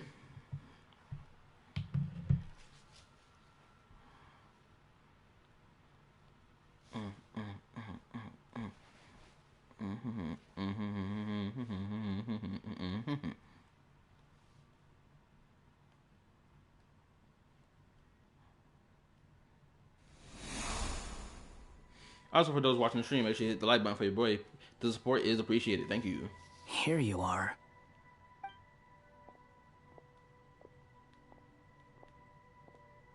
Oh, hat guy. How come you're back so soon? Did things go all right with the Fatui? Fine. Dotori's been summoned home by the Tsaritsa. Couldn't get much more than that. How about you? Any progress with the investigation? Unfortunately not. We've tried everything. Different phantoms, different locations, different points in history. But the results were the same each time. Oh, I just realized this. Yo, I would love to have seen the moment when Durin became human and that the not Traveler, but Wanderer got to see it for the first time, his human form. Right? Because technically, these two homies aren't even human to begin with. They're like, one is a mechanical puppet that ended up looking very human as time went on, because no longer can you see the joints in his arms and shit, while the other one was a fucking fictional character brought to life and became human that fused with a dragon body as well, through alchemy. So he was a fictional dragon, then he would merge with a real dragon, and then was formed into a human. So it's like, bruh. Abyssal monsters roaming the land. People crying out in despair, with no hope of being rescued. Every time I see it, I can't help but think, is this what it was like in Mondstadt when Dragonspine Durin attacked? And if I fail in the task I've been given, will I create yet another tragedy? That's just meaningless speculation. When we encountered similar phenomena previously, I tried to interfere with those illusions, using sounds and lights to guide them. However, we could not change their fates. At most, we were able to extend their existences. No, let me read real quick. This is Captain Hunter has been on top. The only hard drawer. We fucking useless skirt help us. Hey, what funny that applies to me since I've been running around looking for those Luna Oculus, which I finished gathering all 112. I love during the Wanderer's friendship is very unique, but incredibly wholesome. In other words, Albedo is Edward and Duran is Alphon. Edward and Alphon.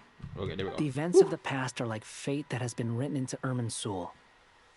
There isn't a living thing in Teyvat that can escape its past. But Miss Alice instructed us to try to find ways to change the outcome that these phantoms face.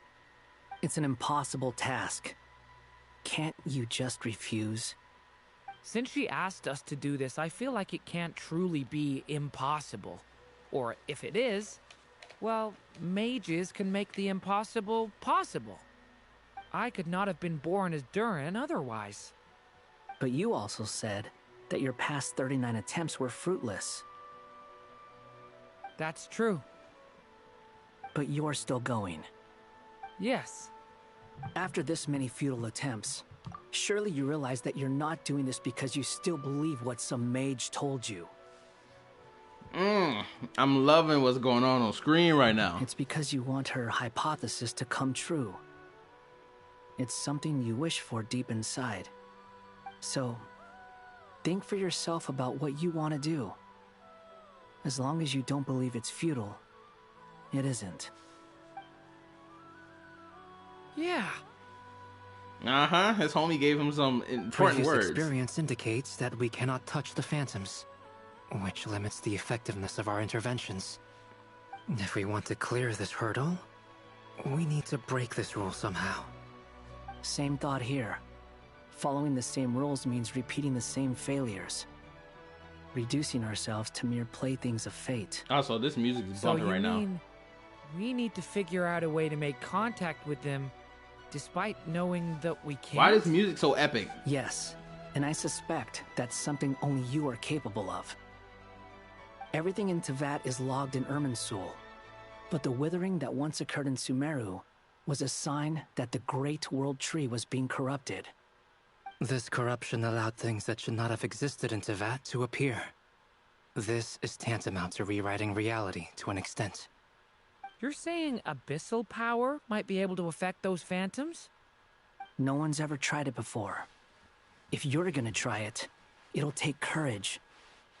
And you have to be confident that you can control it. What's up, Trip? How you been, bro? Is anyone there? Has anyone seen my daughter? She's missing. I have to find her. I hear someone inside. Spargana? Are you in there? Ah! If I can use my abyssal powers to warn him that there is danger here, maybe it'll change his decision. Maybe he'll stay away. Yes. The important thing is not the nature of the power, but rather how you use it. To intimidate and obstruct. Sounds about right for the Abyss. Let me try.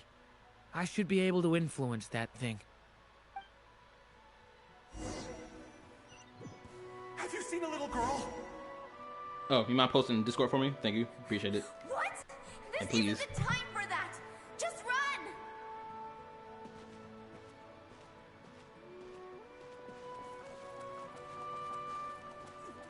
I hear someone inside. Spargana? Are you in there?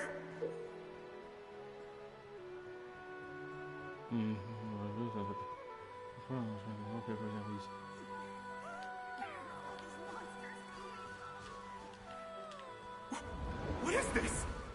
Looks dangerous. I should get out of here.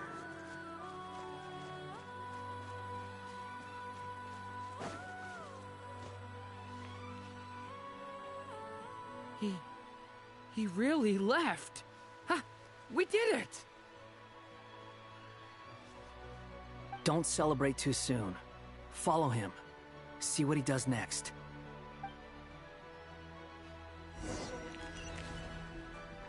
I'm not gonna lie. Monsters approaching from the front. You need to stop them and create an opportunity for him to hide.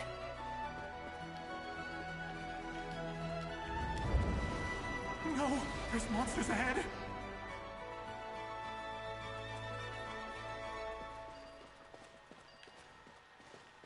Wait, is that the barrier I saw earlier? Why is it appearing now? It's as if someone's controlling it.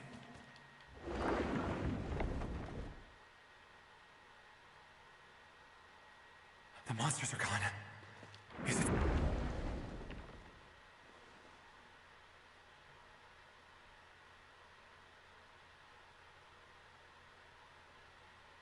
The barrier's gone too. How odd. Anyway, I guess I'll keep going. Quickly, let's keep up.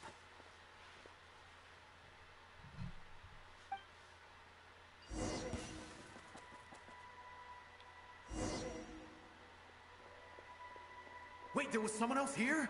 Don't go any further. We've got anti-monster traps laid out everywhere. But my daughter must just be up ahead. I have to go. This way's blocked.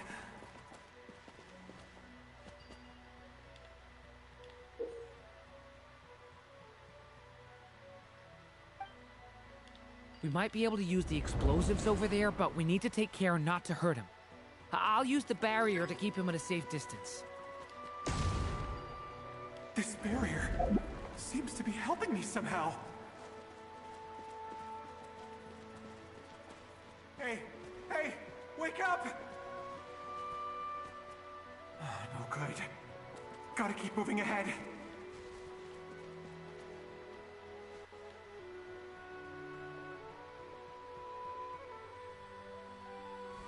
So many monsters! There's still a chance, Durin. Use the traps.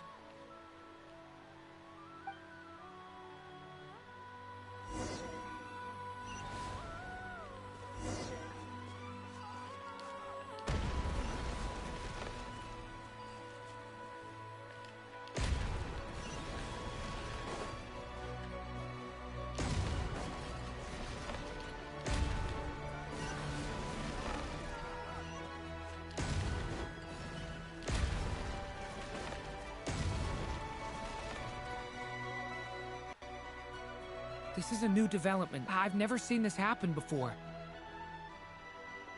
We might just be able to save this person.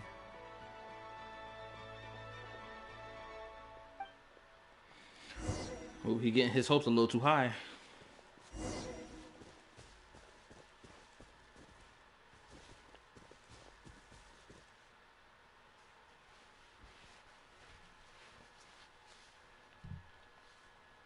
Hello there.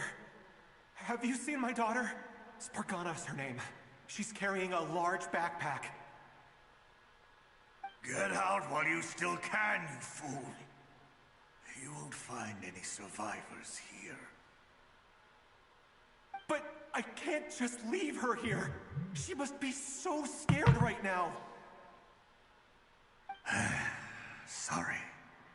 Wish I could help, but I haven't seen her. You'll just have to keep looking. Okay, thank you. If I do find her, I'll get her to shelter and come back for you. Don't bother. I've got nowhere left to go.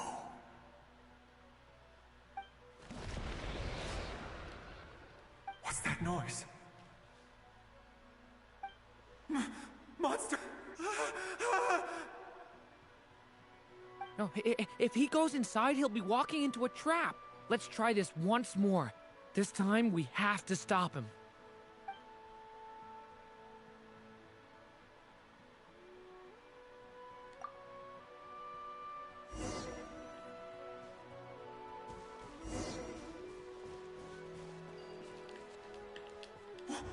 Why?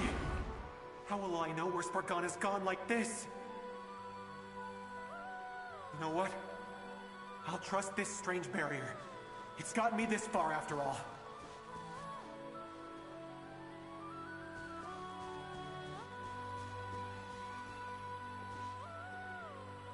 Spargana, are you there?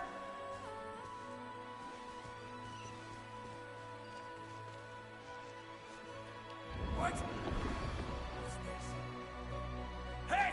Let us out!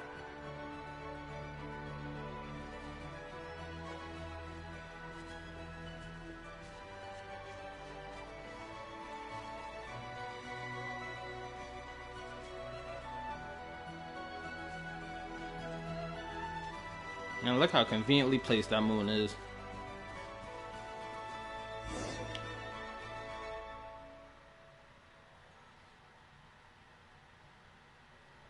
Huh? That looks like one of my daughter's books. Oh, thank you. Thank you. Yes, it's one of hers for sure. That's her name on it right there. She left her backpack here.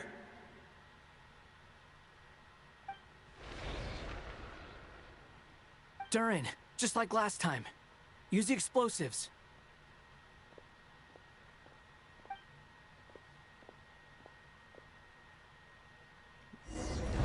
That was a good transition.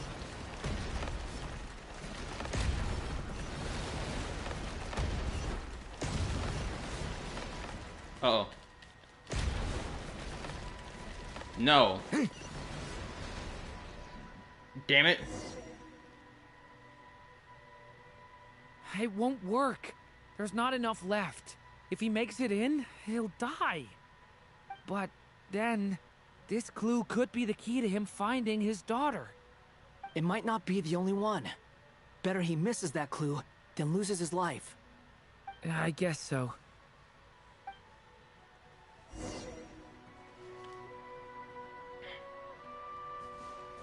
Stop him, Durin. We can't let him get any further in. That's my daughter's book! She's passed this way! Why? Why won't you let me go in? I've searched and searched and searched just for this! But how will I find her without any clues?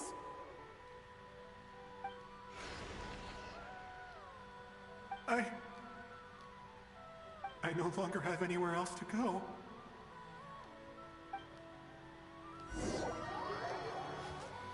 So he gives up entirely.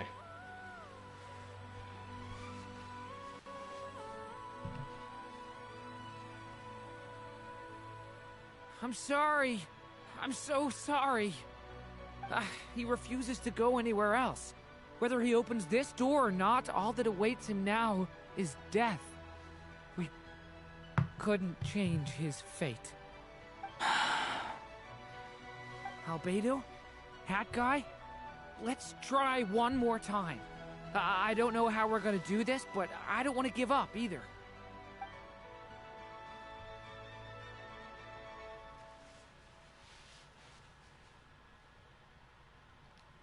Why am I here? What's going on? All these scenes running through my head. Where are they from? Huh? What's going on? His reactions have changed. How many times have I... What's happening to me? Huh? Wait. Who are you? You can see us now? I feel like I always could, but that I only just realized you were there. I'm sorry, I don't know how to describe what I'm feeling. Okay, this is crazy. But you were the ones guiding me using that marked barrier, right? I haven't done anything yet, but those monsters, those deaths, they feel like memories. Like things I really did experience. I won't find my daughter.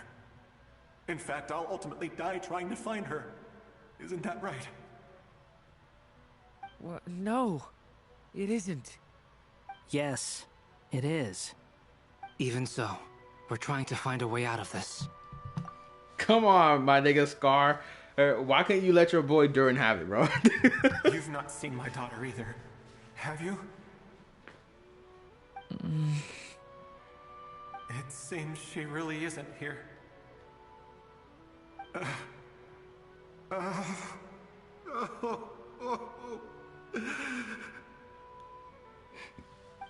I'm sorry we couldn't help you.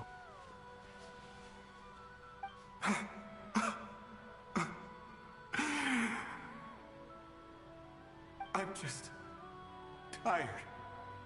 Maybe this is destiny. Maybe it doesn't matter how hard I search. How long do I have left? Experience says 15 to 20 minutes.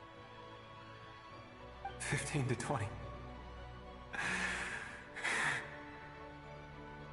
Thank you for all your help. Let's rest a while. You look exhausted too. Now's not the time for you to start pitying us. It's not pity.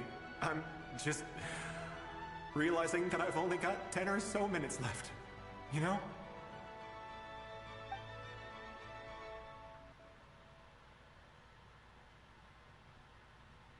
You say you're from Mondstadt, yes? A place with windmills, where people enjoy limitless freedom?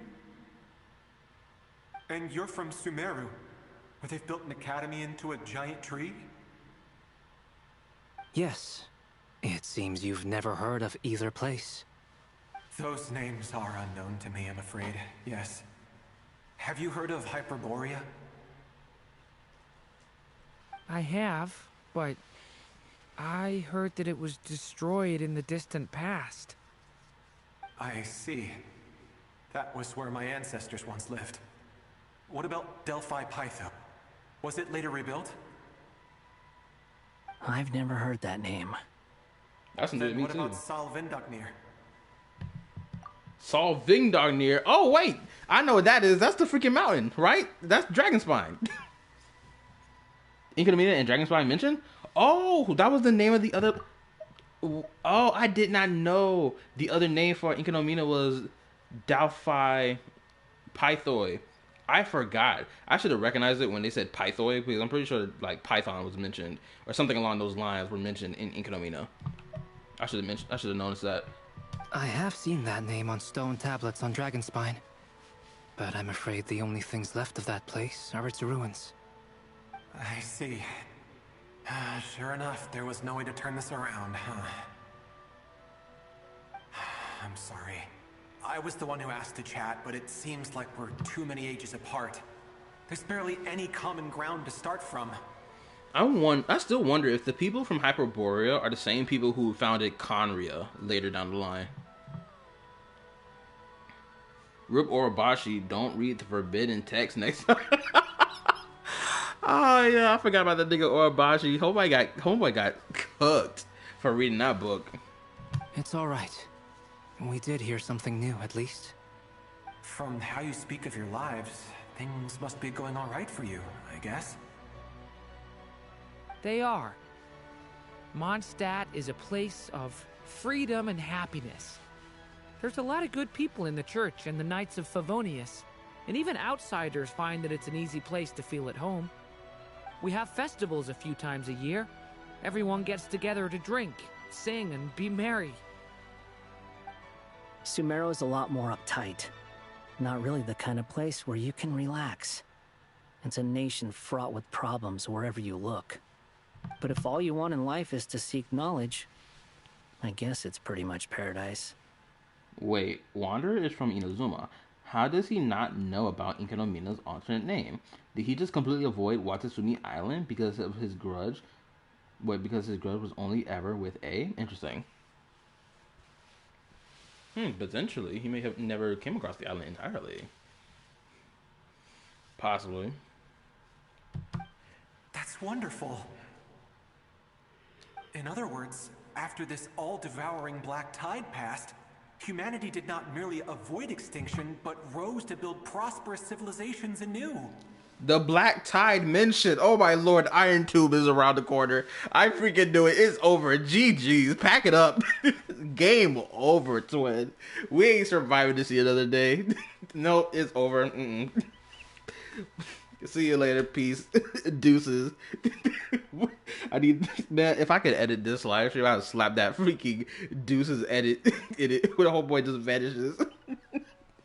Oh my lord, it's over, bro. We about to have the freaking Euphoria story part 2. I mean, I can see you all right now.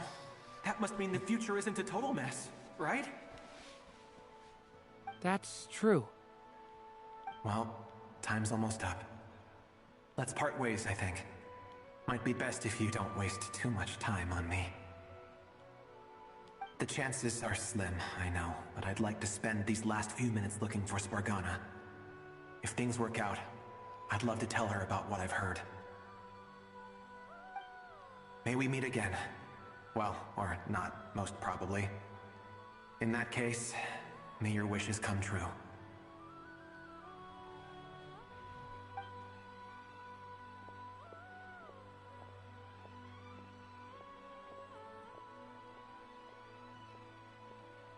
He's gone. In a few minutes, he will meet the end that was his to begin with. The ending of this tale did not change, but I believe that we've just made the most progress we have yet. May your wishes come true. If only it were so simple. Hat guy, could I ask you a question? You've never talked about your past.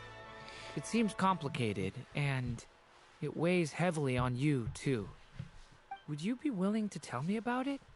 I mean, sometimes it's better to get things out in the open. Take that guy we try to help, for instance.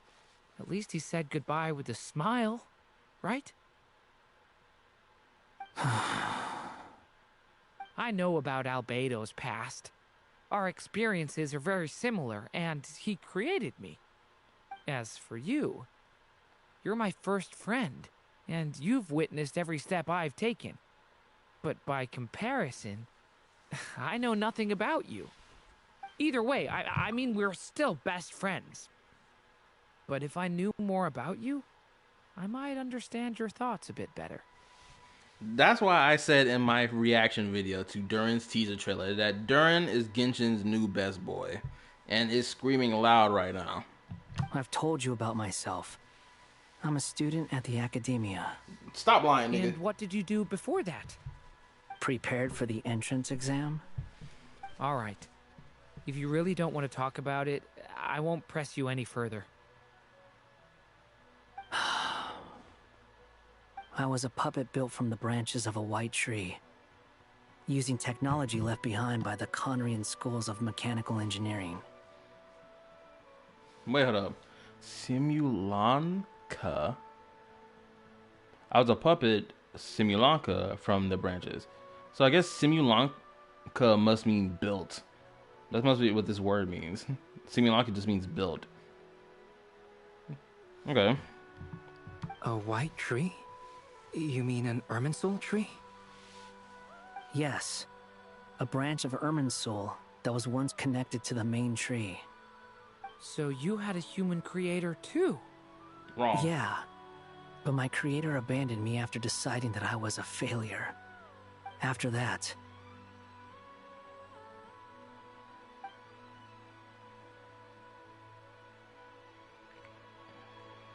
I'm not gonna lie, a lot of...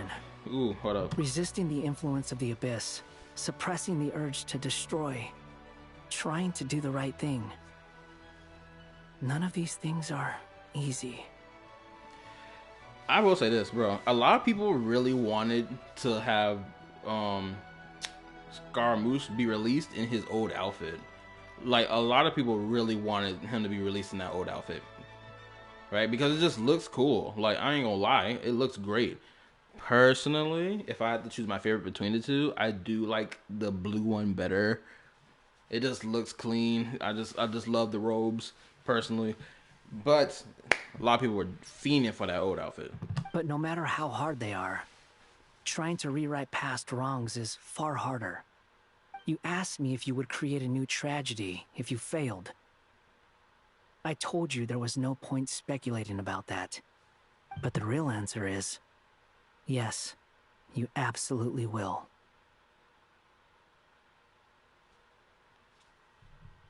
That guy.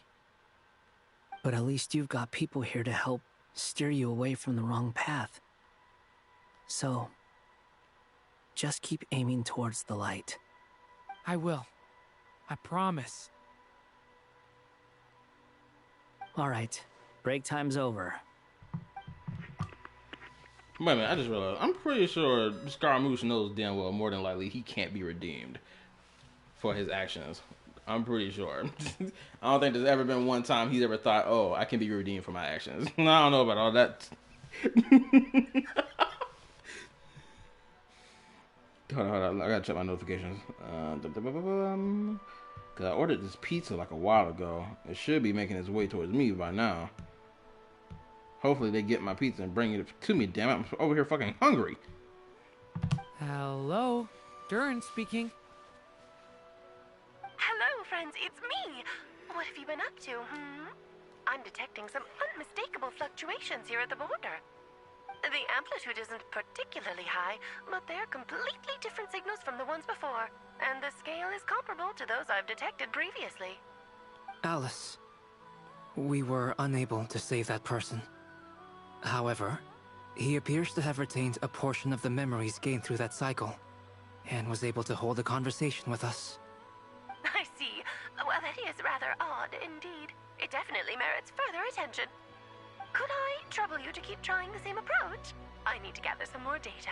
Counting on you. I should probably have Nicole come and check this out as well. Really? That's the end of Act 5? I'm shocked. I didn't think that would be the end of Act 5.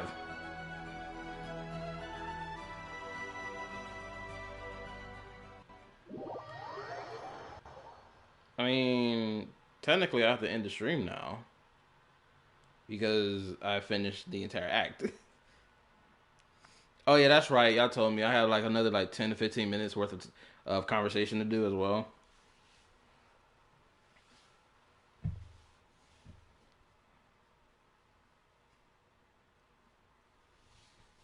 Okay, cool.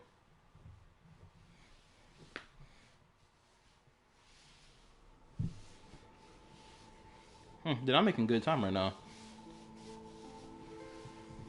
My food's gonna be here sometime soon. Just gotta wait for it. There you are. I was worried you might stop to collect treasure chests opened by the Seelie along the way. It would have taken you so much longer to get here. Another conversation I cannot hear. Oh, what? I am delighted to see that you understand what takes priority, and that your adventurer's instinct has not swayed your resolve. Really, I must applaud you for it. You should know.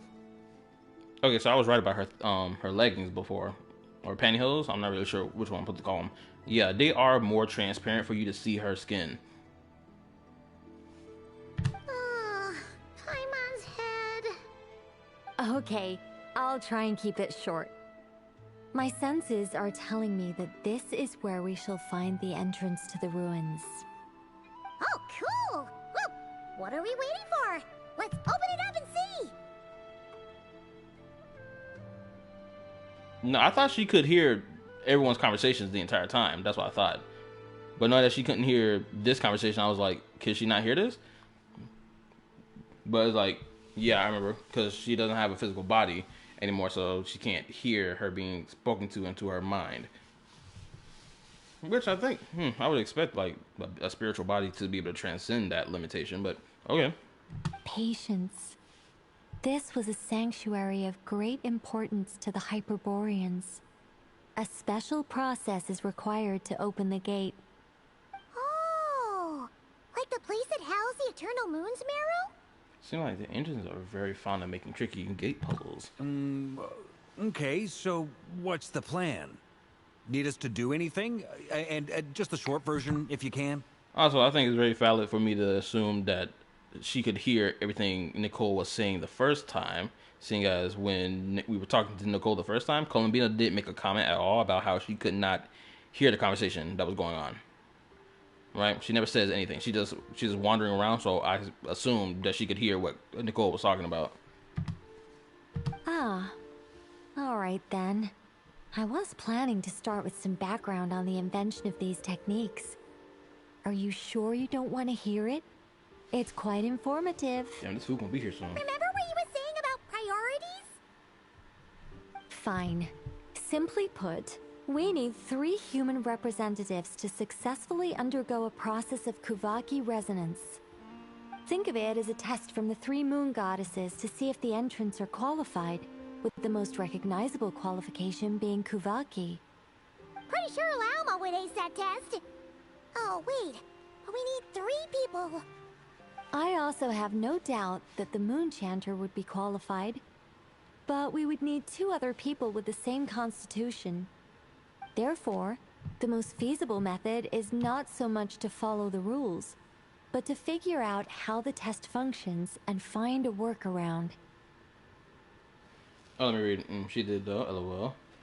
Huh? Are they talking to that girl? When she said that, I assumed that they were like, oh, are they referring to that person over there? Or are they talking to that person over there in the distance? Right? Because none of them at the time knew who she was. And they thought she was just some random person. So that's why I assumed, rightfully, that she was like, oh, are they talking to that person over there? Right? That's how I took it. I've done some research, and it turns out the mechanism is rather crude. We'll simply need humans to stand before it who have sufficient Kuvaki energy within them. I'm with you so far. How do we get the Kuvaki in them? The easiest way would be transfusion. Take some Kuvaki from NODKRAI's soil, put it into the bloodstream, and get it circulating in the body. So we're going to cheat on the test? Precisely. There are other methods, but this is the simplest one. Cheating the system is much easier than trying to hide from it. Huh? Sorry? Does the idea of cheating upset you, Miss Lauma? No, that's not it. I suddenly had an idea. Ooh, what is it? It's about Moon Prayer Night. I figured out a way for Kutar to join in the festivities. Huh? But as Paimon said, we need to have our priorities straight. Let's get back to the test. I'll follow up with Nefer on the festival arrangements. Man, that nigga down the lane. Okay. Anyway, is this really the best method we have? A Kuvaki transfusion sounds dangerous, no matter how you slice it. If you think that's dangerous, wait till you hear the other methods. I'd be more than happy to go through them if you'd like. There are several. No need, we're good. Let's go with this one. Very well. Kuvaki transfusion it is. Now, I should mention that the risks can be greater or lower depending on individual compatibility. Also, has Nicole shown to have a vision on her body at all? Because I don't remember seeing a vision on her at all this entire time. Maybe I missed it. Also, the way her coloring screams to me, I think she may end up being a Geo character. Back of her neck? It would be rash to simply infuse the Kuvaki and hope for the best. If the body rejects it, the reaction can be quite severe. The symptoms are similar to another condition that some people living here suffer from, known as congenital Kuvaki sensitivity. So, before we execute our plan, I will perform a simple test of my own to see who is compatible and who is not. Once that is done, we will have to complete the resonance process as rapidly as possible. The participants must remain stationary while the Kuvaki circulates and bonds with them, and they mustn't eat or drink anything. Firstly, I have to BRB because my food is about to be here in the next couple of seconds. That's if the niggas enter the damn password to the gate properly.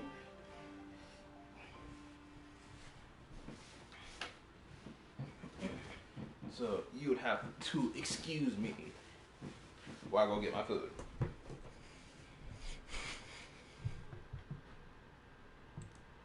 I even stepped away fast enough to be talking shit. Alright, BRB.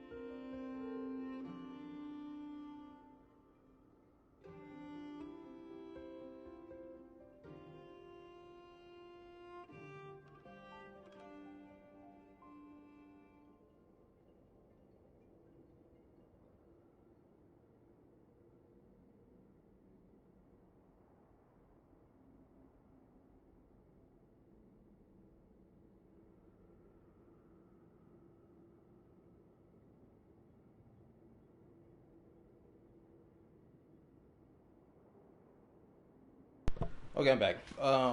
So I got my food, but now my dog wants to go outside. So I now gotta go walk my dog. So I'll be gone a little while longer.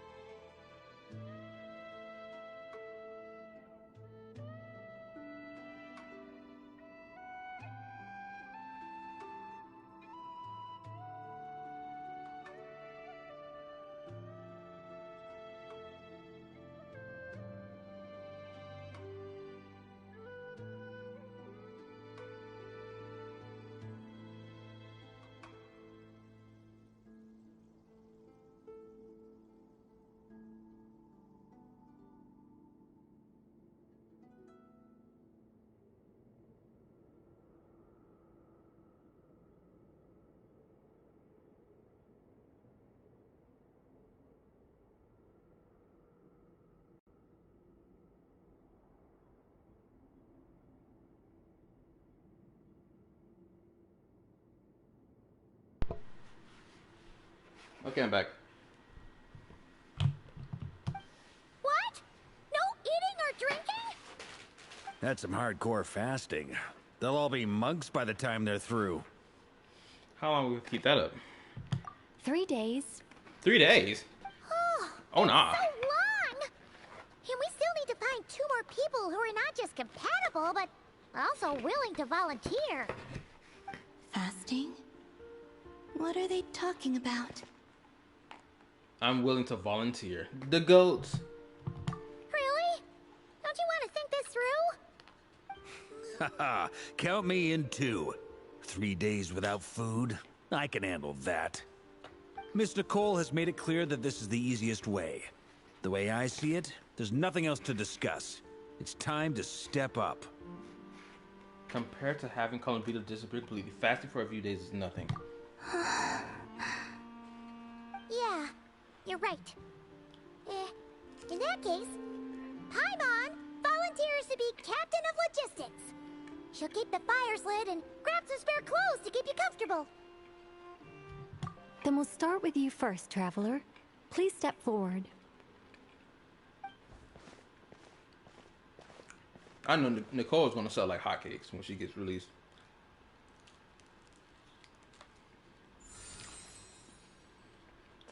How's it going?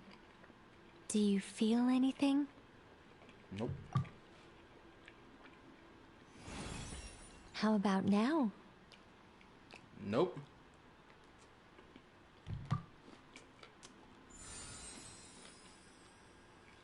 And now? Still nothing. Oh, she bent her back into it. What about now? Nope. Did you do something? You guys, it's not a competition, you know. All right, I'm officially impressed. Even as a descender, you can withstand far more than I imagined. It's like I summoned a giant stone titan to arm wrestle you, and your arm hasn't even moved an inch. In my last attempt, I infused 5 times the amount of Kuvaki required. That much? My guy, what? Yes. Safe to say, compatibility won't be an issue for you. You're eligible to join. You're next, Mr. Varka. Sure, here goes nothing. Can he handle it? All right. I'll start where we left off. 5 times the required Kuvaki dose. Whoa, whoa, whoa. Hey, wait a minute. Homeboy. Oh my goodness. This is the first time I've seen him with a face like this. This is hilarious.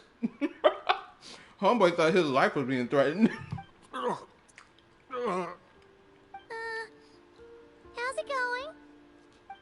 Ooh, no, not great. I kind of want to puke. Feels like I've been drinking too much. A few bottles of wine, then a big stein of Dark Horse. With some hard liquor from Liyue mixed in. Homeboy looked like he was off that stuff. You saw his eyes? You think this is funny? I just lost to a young lady in an arm wrestling contest. I'm never gonna live that down. My apologies. I'll lower the concentration and try again. Oh. How's it going now? I'm not as dizzy as last time, but I can still feel it pulsing around. In that case, you wouldn't be an ideal choice, Mr. Varka. Let's try someone else. Okay. Let's go ask some of our other friends then.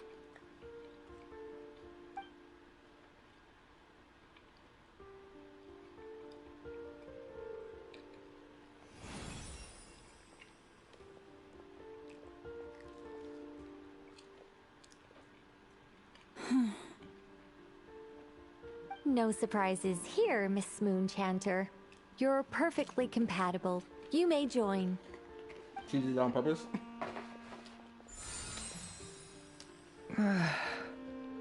I'm getting a slight headache. Shame. You were so close. Whoa! Time itching all over. Oh my goodness, she's acting crazy. Allergic reaction. We can't have that. Huh? I know. Well, are you gonna start a what? The Hexenzirkel is an organization that cares for and protects children. We will not have them do dangerous things. Not even tests. Bullshit. You let Klee run around exploding shit. You're telling me you're not gonna let my girl Aino get in on the action? Screw this. No. Absolutely not. You better let this girl take this damn test.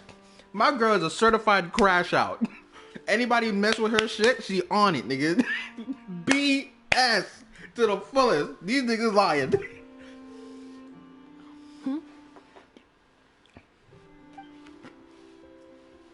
Is something the matter? The candidates have to be human. Ha! Racist. I guess that rules me out too. Everyone except the Moonshander got beaten. Guess I don't need to feel so bad after all. I mean, looks like this isn't gonna be as easy as we thought. This nigga over here. Shut up, Varga. I swear. No, remember Alice's reaction to Klee did make that list. Perhaps I could ask for volunteers among the Frost Moon Scions. I'll see about talking to some trusted Lightkeeper colleagues. Itlua springs to mind. Oh, there you go. Name In fact, drop. I think we had some former Frost Moon Scions join our ranks recently. Can you give me the scientific explanation for how the test works? I can probably make some kind of test bot. Then we can just zip through Nasha Town, going up to people and pressing a button to check their status. Wouldn't that be way easier? No. Wow! No elaboration for once. How about I contact the Knights of Favonia's garrison in the Wave Chaser plane? Shame that Lohan's already left. And that guy's even tougher than I am. Strange. Lohan. The moon goddess is clearly revered by many people. So why is she on the brink of disappearing? I want to know who this Lohan individual is. I hope that's not an NPC, and I hope that's a playable character. She mentioned that the world has rejected her from the very beginning. And when we fought the Reikir of Solnari, it seemed like she exhausted her power for our sake. Also, I'm not sure revered is the right word for how people feel about her. Gratitude, certainly. For my part, anyway. It's basic reciprocity. She helped us, so she deserves our help in return. Yeah. Even though she looked like she didn't care, she still saved a ton of people, including me. Yeah. Oh, excuse me, my bad. I'm eating this food and it's got me rubbing. My bad. But anyway, yeah. Yehoda, she would have been fucking dead if Columbina hadn't pushed her out the way. She would have been dead. A review of the relevant data leads me to conclude that Miss Columbina is a good person. Yep, you bet. They really think so? I'm super surprised that Columbina isn't her actual name, though. I think it really suits her. It's light and graceful and... yeah, just a really pretty name. I know, right? Unfortunately, that's not our decision to make. Columbina. That was the code name the Fatui gave me. But it also came up in the song I heard when I was born. But... is that really all there is to it? What do I truly think of my own name? Is there anyone left who will still call me by that name? She told me to pick whatever name that's to my fancy. Why did I pick Columbina?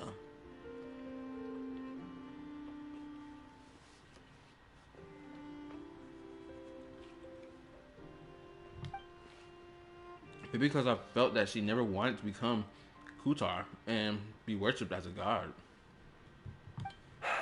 Moon Prayer Night is getting closer by the day. We're running out of time. We need to look for other candidates. Oh, here we go. Then allow me to try. Huh? What are you doing here? Who invited you, twin? You contacted your friends via the Adventurers Guild. Sandrone has been keeping an eye out for something like that, so she informed me. Since I have the ability to accommodate a moon marrow, I should prove to be a suitable candidate. Arlecchino. When can we begin? I see. We can begin right away.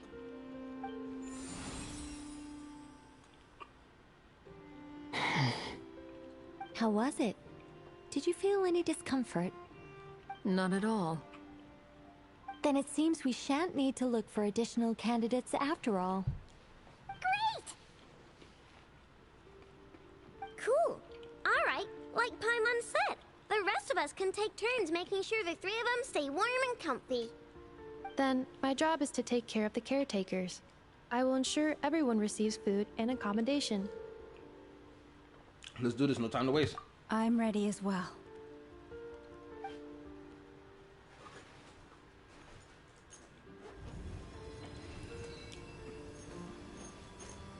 Oh, this is so cool.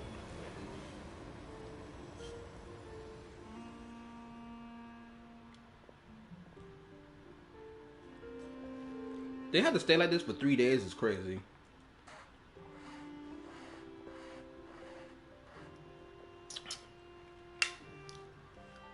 Columbina and Paimon over there sleeping together. That's cute.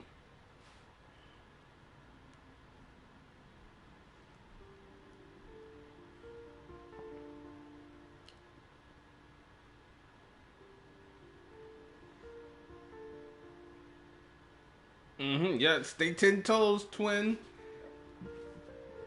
No talking, just body language. It tells you everything.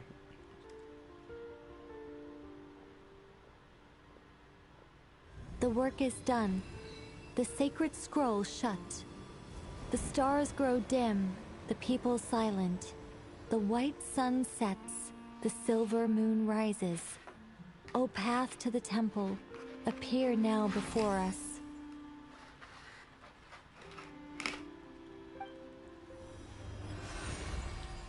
Wow! It really opened! So that's what all this is about. They've been trying to open this gate.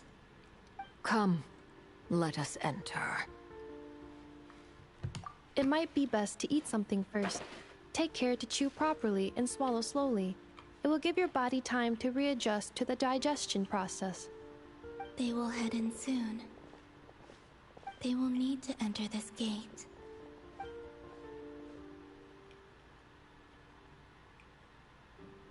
Huh? I cannot pass through. Is it because I have no physical body? It has been 3 days. My strength is all but completely faded. Oh no. Can I really hold on until Moon Prayer Night?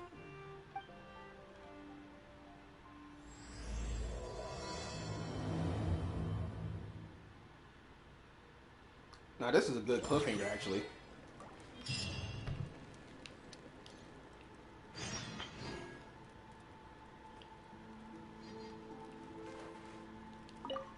I have confirmed that you are all in good health.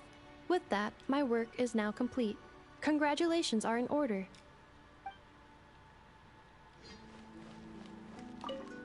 It's good to know you're all well. Puts me at ease.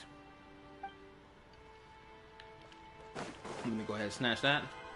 Actually, where the hell am I? Really? I'm over here? Okay. That's interesting. Wait. Yeah. This is where I'm going to stop the stream right here. I appreciate everyone watching my playthrough of Act 5. Now, tomorrow, or technically later today, will be the Zenless Zone Zero playthrough, where I pull for Dylin and hopefully get her before her banner ends, because it's going to really suck if I don't get her before then. It's going to really, really suck. Anywho, like, sub, turn on the notification bell, join my YouTube community Discord. The link is on my channel. Go check out my yapping reactions, or yapping reaction videos and my yapping topics videos. Hopefully I can pump more yapping topics videos out in the future. What else? What else? Go check out my other playthroughs that I've done. What else? What else? What else? What else? What else? I think that's it. I'll see y'all tomorrow or later. Good night. Peace. Bye. What is about that?